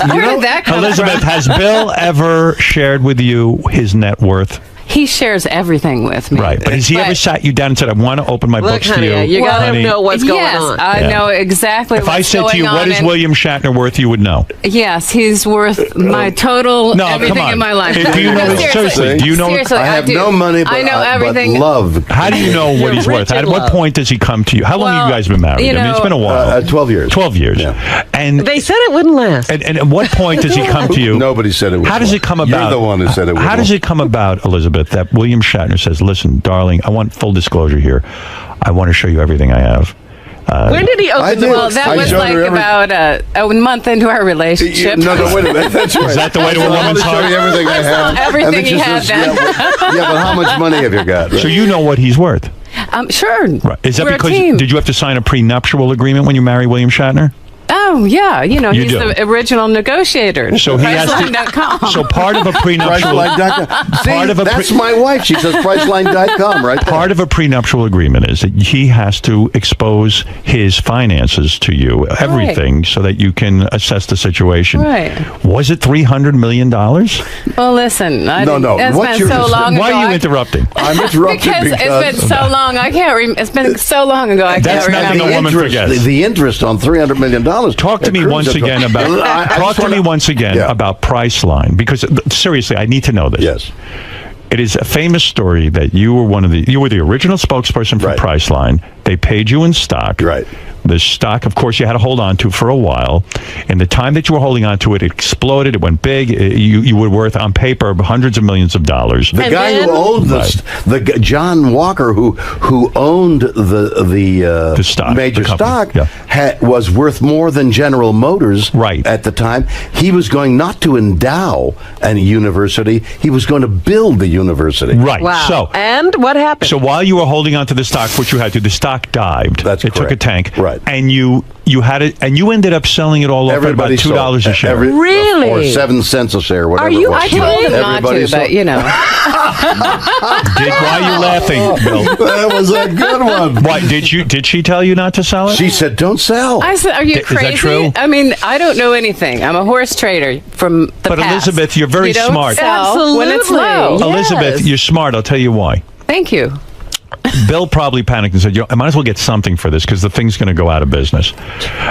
You said to him, listen, you've got enough money. It's not like you're desperate for money. Why don't you hold on to it? Exactly. And if it makes a miraculous comeback, which it did, it's selling now for over like $500. $500 or something. More, $526. Yeah. You sold it all off? You didn't say to yourself, I'm a wealthy man, maybe I'll hold on to this? Why, Bill? Seriously. I'm going to tell you why. Because he didn't listen to me. That's right. Because the dot-com bubble hit, and everybody who was involved in the dot-com bubble, not everybody, I guess, sold out. But most of the people at Priceline, I presume, sold their stock. Wow. The difference between what happened at Priceline and 99.9% of the rest of the dot-com companies was Priceline had something to offer. Right. It was a valid company. So gradually, with their entrepreneurship and my publicity, the stock rebuilt, but I didn't have any stock. It's a shame, isn't it? Because I look at it now and I think you're doing well. I'm doing all right. He's doing okay. Does it I make an occasional gig on this show. Does it torture you not to have that? Like, in other words, wow, that was the biggest score. So here's one of my things in the one-man show. Right. That's on Broadway at the Music Box Theater that people can buy tickets to right now. Okay. They Shatnerworld.com. at Shatnerworld.com. Right. regret is the worst of the emotions. Right. Because there's nothing you can do about it. Right. But if you regret you went left and you should have gone right, well, who knows what would have happened if you had gone left. Right. Now you went right, and so... So that's your philosophy, and you really do live by it. And I really do live by it. And you feel good about the whole thing. I do. And the show, which is dramatic and funny and sad and happy... Do you talk about And sex? philosophical. Well, not sex literally. You don't talk about your wife and what goes on in the bedroom? Or anything like that. I would think, listen, no, maybe not, but Bill, I mean, Mr. Shatner. That's all right. No. I'm respectful. Look, you know we Sandy haven't and had dinner in George. a long time. I keep asking you He out. might and as you well keep be saying Bill. No. I know I do. We had dinner once. I'll Yes. never forget that. Why? We had a nice dinner, right? Yeah. It was great. It was what nice. was so it was fun. memorable about it? Our friends. No, don't go there. Oh, yeah, what was that? Never mind. He outed a friend of ours. Oh, he was perfect. You were perfect gentleman until about 3/4 through the dinner. No. What happened? I don't remember. Gentleman all the way through. Except our friend had a date with somebody else. He said, and we invited him to dinner. We went to that wonderful restaurant. Yeah. Who never gives you a free meal, even though you mentioned them on the air. I know. You made him kiss. Oh yeah. What was that again? I forget. You made this our friend You kissed became the girl he yourself. was with. Yeah. And the next day, you're talking about having dinner with this guy, and his wife is listening. No, he wasn't. No. He wasn't outdid married. him He wasn't on married. the air. Wait. I didn't know. He Of wasn't course you married. It didn't was the know. girl that was married. It was the girl. He outed her. Shit. Yikes, Howard. You're dangerous. I didn't know. It was awful. Yeah. Wait a second. I didn't know about this. Talk about regret. Do you regret it now? No. Exactly. Why? It Wait was a a great show. Wait a second. The influence you had. When we went out to dinner, Peer pressure. so I said to them, "Let me see you kiss." Why? Because I didn't believe they were a Because they were couple. old. No, they were you were old egging boyfriend them and on in your girlfriend. usual fashion. Oh. They were old boyfriend and girlfriend. You can believe they were just friends. So you wanted to see that I romance did that rekindled. at dinner? You At did dinner? it. What kind of over fucking sushi. person am I? What? We wondered about You that. need a little self-examination. And your You should come out to wonderful dinner wife, with who me. wasn't married to you at the time, was Right. beautifully sitting by your side and, And what are supporting you? all that. And what are you saying that on the radio, the woman who was married, the husband heard, did he divorce her for that? No. No, we don't know what happened don't to know. the lady. Oh. But But it it wasn't good. Yeah. Whatever it was, did not have a happy ending. You know, because now- of you. Wow. I remember I tried to get you to feel Elizabeth's breasts in front of me too. My you don't think Hey, they're I don't- problem. I don't remember that. No, I would have. Elizabeth, How did I I'm curious forget that? about you. When you met Bill Shatner, Yeah. he's obviously an internationally famous actor, musician. I mean, he's everything. He's an author. There isn't a thing he doesn't He's a sell. triple threat. Right. He's a triple. He's everything. I mean, if it ain't tied down, he's selling it to you. If it's tied down, Right. I'll sell it to you so you can cut it loose. Well, he does talk about a strap-on in Shatner's world. So. He does? Yeah. Why would you bring up a strap-on? Why would you bring up a strap You'll just have to Now come you've see the done it. opening. Has he ever used a strap-on with you? No. No. Whoa, should need one. Elizabeth, how did you meet? Elizabeth, how did you Why meet would Bill you bring Shatner? up what- He's gonna have a heart attack. Why would the phrase strap on? Why would that come out of your mouth? Because of the opening of your show. What's the opening of the show? The strap? Oh, strapped. Talk about I talk about a rocket up my ass as an entrance. That's what she means. What the hell kind of show is that? Oh, that's what I want you to find out. That's why Elizabeth, Bring your yes. kids. What They'll is love it like? Take us into the world. William Shatner. Where do you meet this guy? Why do you believe his rap? I mean, how does he seduce you? Well, how's he going to lie? He is William Right. Shatner. What kind of love making was there at first? And don't sugarcoat it. Yeah, no. Don't gloss over What kind of mover is he? Were How you long like, does it wow, take? I'm with Captain Kirk? I mean, were you a big Well, how fan? many questions were those? I can't keep up. Remember, it's 4 o'clock Where in did the you- morning, my time. Where for did you God's meet sake. William Shatner, the Where did great Captain well, Kirk? You know, it's kind of it's a beautiful story. We say that we met through grief and horses, and that's the truth. Had you lost someone as well? I did. I had a husband of 17 years, and he was 47 when he died of lymphoma of the bone. Oh. And he was diagnosed stage 4 at at 47 and lived a year and a half. We were a horse training team. Did you dump him as soon as you got the cancer diagnosis, or did you kind of like stay there for a while? I kind of stayed and nursed him a little and all that. What point did you leave him? When he died. When he died, Yeah. okay. Yeah. Good for you. Well, you're a good woman. And still, I kept would have him left. around through all the memorials, had that. But the irony of the situation is that one of my very best clients was Bill Shatner's wife's business manager. Marona, who can follow this? So you are a good woman, is what you're saying. In other words, you stuck by your husband as he was dying. As best I could. Well, you're loyal. Now I see why Bill's in love with you. Well, it goes even further, and I know we're on the air. So she was grieving, and you took advantage of her. That's No, right. leave it to Bill Shatner. No, my husband died your wife had died. My wife had died. Her husband had died. Did you go to a grieving class? Is that it? No. Horses were a therapy. Brought us Are together. horses your life, Mr. Yes. Shatner? Now, yes, they are. The beautiful progression of that story is, I'm now up to here. I'm up to date now. Right now, I'm to whatever the date is today. 4 or 5 days ago, I had a flu, and I'm opening on a one-man show on Broadway. Yeah. And I've got the stomach flu. Do you think it was nerves? No, it was literally the flu. But don't you think it was brought on by the fact that you had the pressure now of a one-man show? No. Well, he had done it before. Don't say pressure. Not this version. Really? It could be, obviously. Stomach stress. flu, what'd you have, diarrhea? Everything. Everything. Did you vomit and have diarrhea at the same time? You really want the graphic Yeah, details? seriously. No, I didn't vomit. But you had diarrhea. It's the T-shirt's fault. It was ridiculous. So, Wait, did you smell the diarrhea? It's the T-shirt's fault. I I'm keep never gonna saying get- What on does the that mean? back of the promotional T-shirt they sell, it says "Shat happens." It was a bad omen. No, but tell me something. When he has diarrhea, I'm never going to get this story out. Do you share? Send it into my No, but wait a second. Do you share a bathroom with him? Like, in other words, where were you when he had his diarrhea? Were you in a hotel? Well, some things are private. No, but seriously, where were you? Were you in a hotel waiting to go to do the show? Howard, it was everywhere. His diarrhea was everywhere? I mean, it. Did he get any in his pants? Did he explode? Wait a minute. Just a running show. Did he shit his pants? Did Bill Shatner? Howard Stern's on. I told you, Liz. No, but wait, let me understand something. Yeah, we had 2 bedrooms. You had 2 bedrooms. It's a 2-bedroom apartment. Apartment, okay. How many bathrooms are in the apartment? 7. No, sir, there are 2? Yeah. So when he has diarrhea, does he close the door and is he very private, or do you catch a whiff? Oh, God. Honestly. Hey, I because do, this is a I do problem for a anything lot. it takes. I love my husband so much He's that Really? it doesn't matter. It What a takes, beautiful answer. You know, Do you hear I do Bill it- going? Like, do you hear? If he wants, I've never heard Was that Gary? ever. Gary do that? Yeah, it's you guys. You know, never hear that. Bill's much too much of a gentleman to, He to is a do any of gentleman. that. I'm too much of a gentleman to fart. I mean, Yes. No. I was about to tell you a beautiful fart in story, the but bed? I'm not going to tell it. Does he ever fart in the bed? Seriously, does he? Not until you listen to his beautiful story will I answer that. No, but does he snore?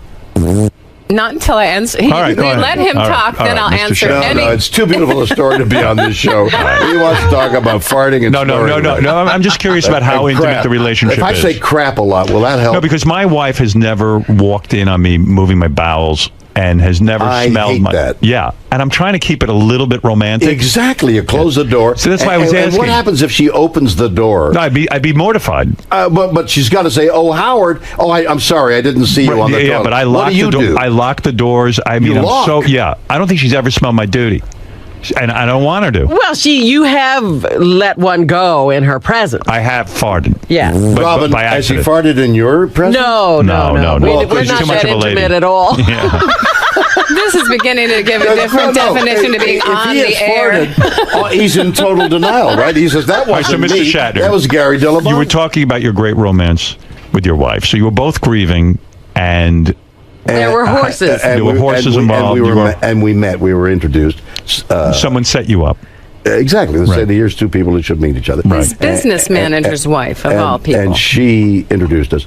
We both lost somebody. We're in the depth of grief. Right. We both are not just enamored, but obsessed by horses. Right. Perfect. And perfect. And we fall in dogs, love the same and breed of dogs. We have the same breed of dogs. So when you're grieving over a husband and you're grieving over a wife, is it appropriate to meet and then make love? Like, do you wait to make love with one another because you're saying, well, hey, it's kind of weird. Yeah. You got to be respectful. Or do you, in your grief, they say sometimes sex Makes you feel better. Makes you feel better. That's basic animal It's an instinct. interesting and very perceptive question. Yeah.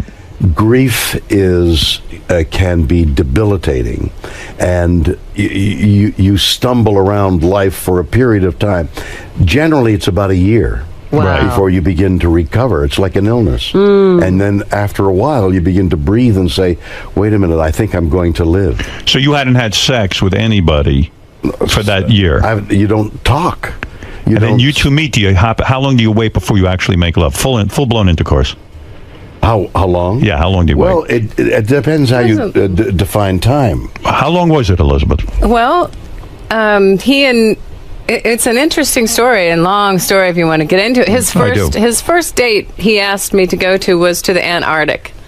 And I had my own business is that wild? on a Canon photo safari shoot to shoot penguins. Fantastic. But I say you'll have your own room. I said, I'm no, alone, I you're said, alone. I'll have my That's own good. room. Yeah, sure. And he He's said, William yeah. Shatner. He knows what he's doing. Yeah, and I said, but Connecting. I've been taught to do, when I'm confused, to do a pro and a con list. And I owned my own business. Why were you confused? Because you thought it was inappropriate to go away with him? I owned my own business. I had responsibilities. I was a horse trainer. I had 25 head of horses who are like people's children to train, and that just can't pick up and go off. I had responsibilities. So my con list was a lot longer than my pro list, and I had to refuse. You refused? Yes, I said, sorry, I would love to, when but he no. made love to you the first time, was it what you imagined? Because had you ever been out with a famous actor before? I didn't really get he was a famous actor because I didn't watch too much television. And every time I saw Star Trek go by, yes, I sort of kept going by it myself. But he's tremendously charismatic, is he not? He sucks you in. Don't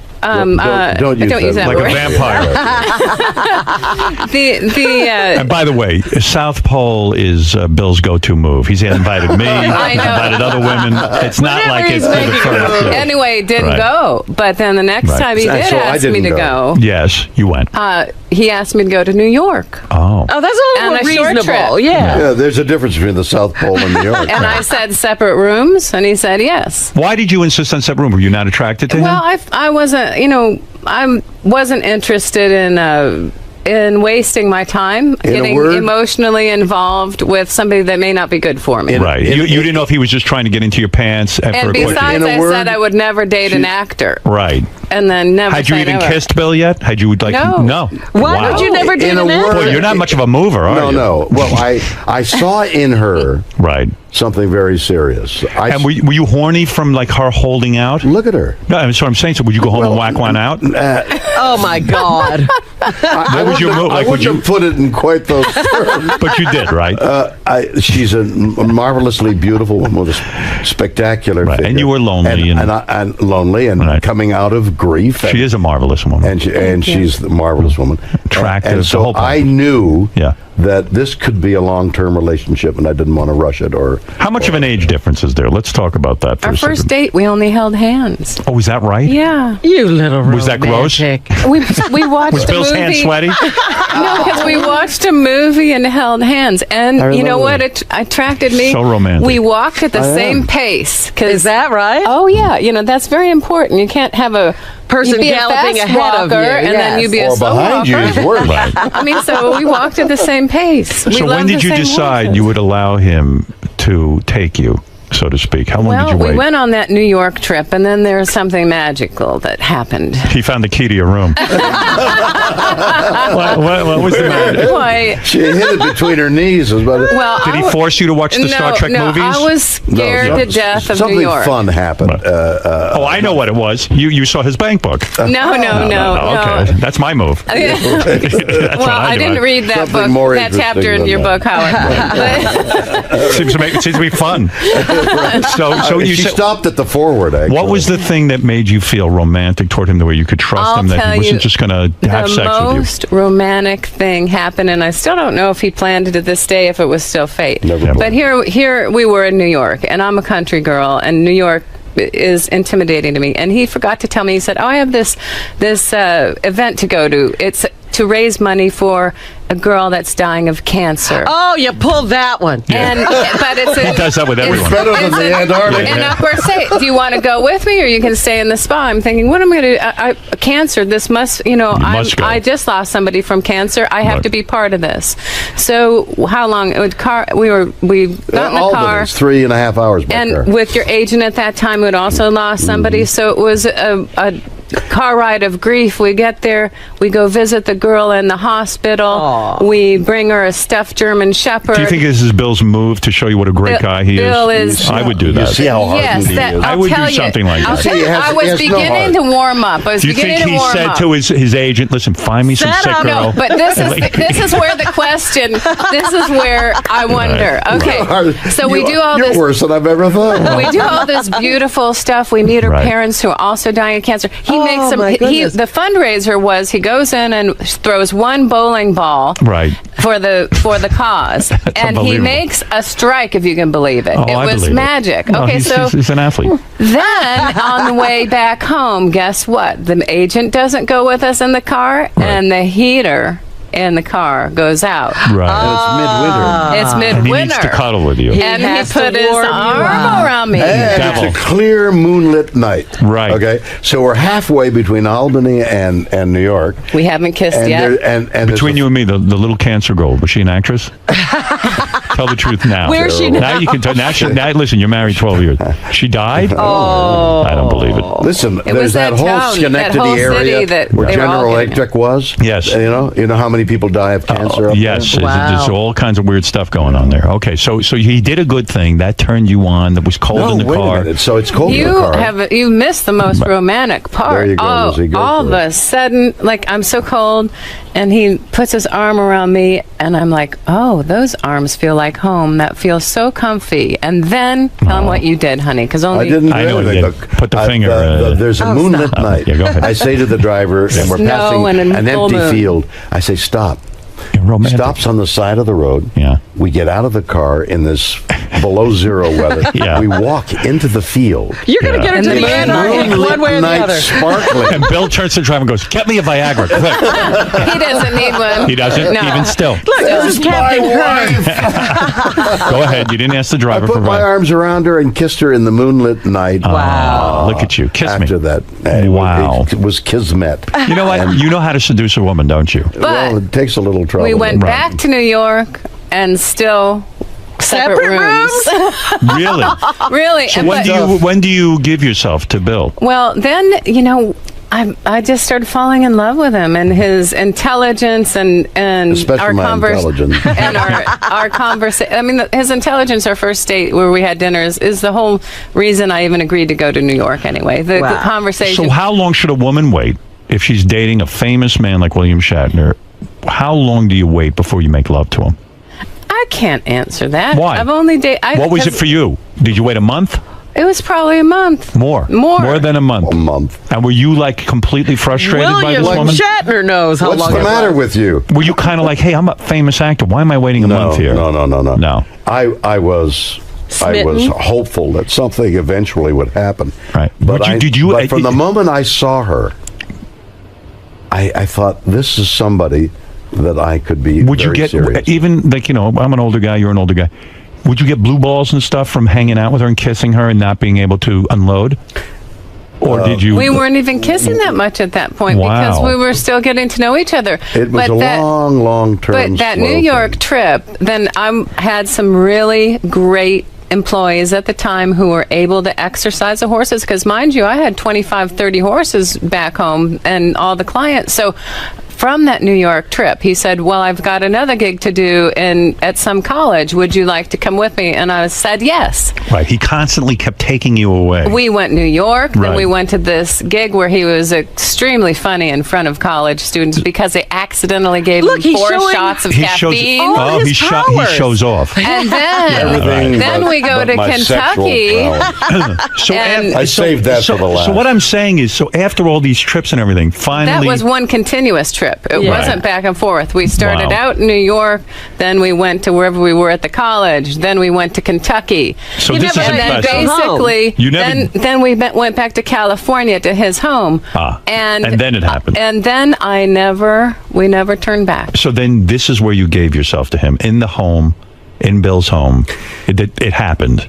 Were you nervous getting naked in front of Bill Shatner because he is a famous actor Oh and my has made God, love it's to been many? so long ago, I can't remember. Was there? Were you nervous Lights about on, it? lights off. Yeah. What was it? We're Bill not never lights makes love. off kind of people. The but lights were on, and then when Bill you disrobed, know what? All I wanted to do is love him. I didn't. Did you remove his clothing? And all I wanted to I see don't was think I had to. was her beauty. You're saying Bill removed his own clothing, and there he is, Bill Shatner, Well, standing there. I have breakaway clothing, like a stripper. Yeah, are you ready? So then I pull a switch. So Bill Shatner stands before you nude. Except the black socks. I like to keep the black We're socks just on. in bed. You're laying in bed. He is naked. cuddling. You're cuddling. We're cuddling. You're It's nude and very he's nude. All right, that's where it stopped. Because And then he mounts you. And then he mounted you. Woman, that's a horse term. Well, no, that's erotic. He got on top of you. And Now you're Listen to creating him. stories. Now he's I'm got, asking. no. Now he's got an erection. That's so. Isn't it weird? Like you talk about this beautiful romantic moment, and here we fast forward 12 years later, and he has diarrhea in front of him. You know, it's like Hey, listen. This is what happens. That's how it beauty always winds up. I want to sum this up What a by romance. telling you, the beauty is, I was excited by this new project I have, the one-man show. Yes, I see. I was We're excited. wrapping up. Well, not wrapping Yeah. up. But we're here for But we're as long full as you circle want. back to the diarrhea. But talk about when you made love to her the first time. Wait a minute, I'm trying to get a point You're not across. being emotional about this. ShatnersWorld.com. No, Buy I some know tickets. that. But it is part of this. It has Okay, go an ahead. aspect. It's philosophical. So I'm excited and obsessed by doing the best thing I can, and I'm opening in New York in a one-man show. There's no greater hurdle to climb. Right. And it's exciting. Right. I get stomach flu. Right. So the only approach I can take is, isn't this exciting? I'm opening in New York, and I've got stomach flu, and I've still got to be good. And the show has to go on. And the show has to go on. Right. So that's an additional layer. My wife takes care of me. She nurtures me. Right. My wife of 12 years. And I realize again how much I love her. And this experience in New York is not only opening in New York, being ill in New York, but I rediscover my wife in New York, and that's the story. From the diarrhea, and she took care of it, and that's real love. He's back to the Well, diarrhea. the diarrhea, it's gross, and yet she still loved you through His it all. mouth is running on. Was he a great lover? And did you compare him to your ex-husband who had died? Who was a better lover? You know, here's the philosophy. Go ahead. That Just tell me, who's better, Bill or your previous it's husband? a continuum. Everything you learn from one person. If Who there's is love better? present, See, aren't you? Who is bigger? Do you see why I married her? Wait, we're getting down to it. The beauty of the answer, Elizabeth, and the evasiveness. Who is bigger? beautiful. Your it's bigger because a continuum. The more you learn, the more experience you have, the better it gets. Is Bill big? Everyone wants to know. Answer the question. It depends how He's you such define a big star. No, I'm not. He's come an on, don't kid icon. around. He's Don't iconic, kid for around. God's sake. Don't kid around about that. Don't kid around. This He's is very iconical. All right, so the marriage, what we've learned is the marriage is Don't strong. kid around about this. How big? The marriage is good. Marriage is wonderful. Have you met Leonard Nimoy yet?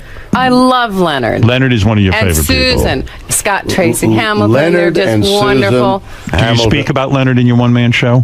I mentioned him briefly. Yeah. Briefly? Well, I mean, He was a big part of your life. Yeah, I mean, well, How dare you why give him short why give him shrift? any? right. I want to point out that I love Leonard and Susan, and Liz does too. And Do you we mention haven't George? seen them enough. Do you mention George I Takei? open with George. You do? I do. It's, You know, Elizabeth, I don't know how well you know Bill. It's only 12 years you've been with him.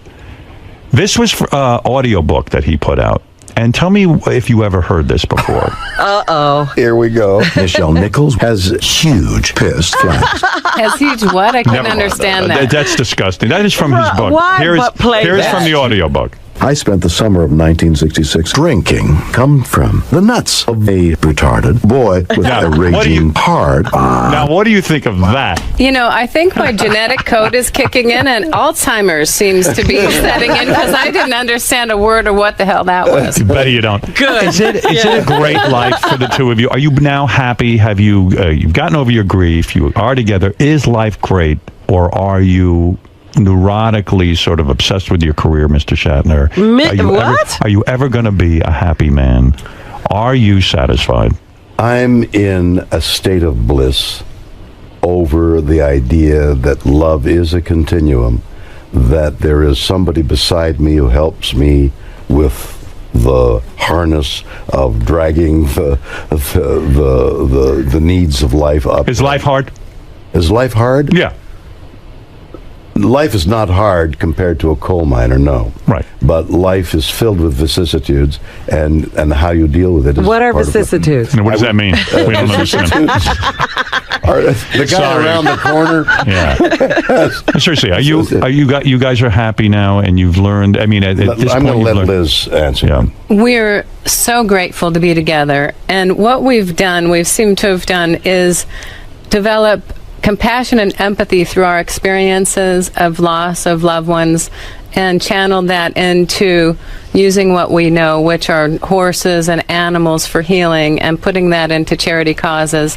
Hollywood Charity Horse Show, Bill's been running for many years. Is your life full of vicissitudes? She's got one more thing you've got to And now hear, the evolution is that we're taking that empathy and compassion and reaching out to our military families and to our veterans, our wounded warriors, and promoting every community to get involved to help support animal-assisted therapies for these folks that we have so much empathy for. It does seem like our veterans come back and they are ignored. And they need help. Exactly. And that's exactly what we're telling you. Yes. Right? That the veterans need as much help as the children. Are you guys political at all? No, it's not a political but thing. Is Bill we don't political? endorse war. Will Bill run for office? No, I'm He's Canadian. Oh, you're Canadian. So it's like you take what you know and you share that. Whether should the flag have been flown at half-mast in New Jersey for Whitney Houston? Yes or no? Who are you asking? No. Right? Why? Right, no. Really? Go ahead, Bill. Why? I mean, well, it's their flag. They can do what they want with it. She was a wonderful talent. Woman died. A great but that is reserved for war heroes Exactly. and people who sacrifice for their country. And people in my who opinion, distinguish yes. their state and bring in good things to their state. These folks She was a glorious talent, and we're much the less for her death. It is a sorrowful thing. And maybe they should figure a different ritual that would be more appropriate. But let's say But the flag is saved for that military is for honors. The guys and gals that have our backs. I'm with you.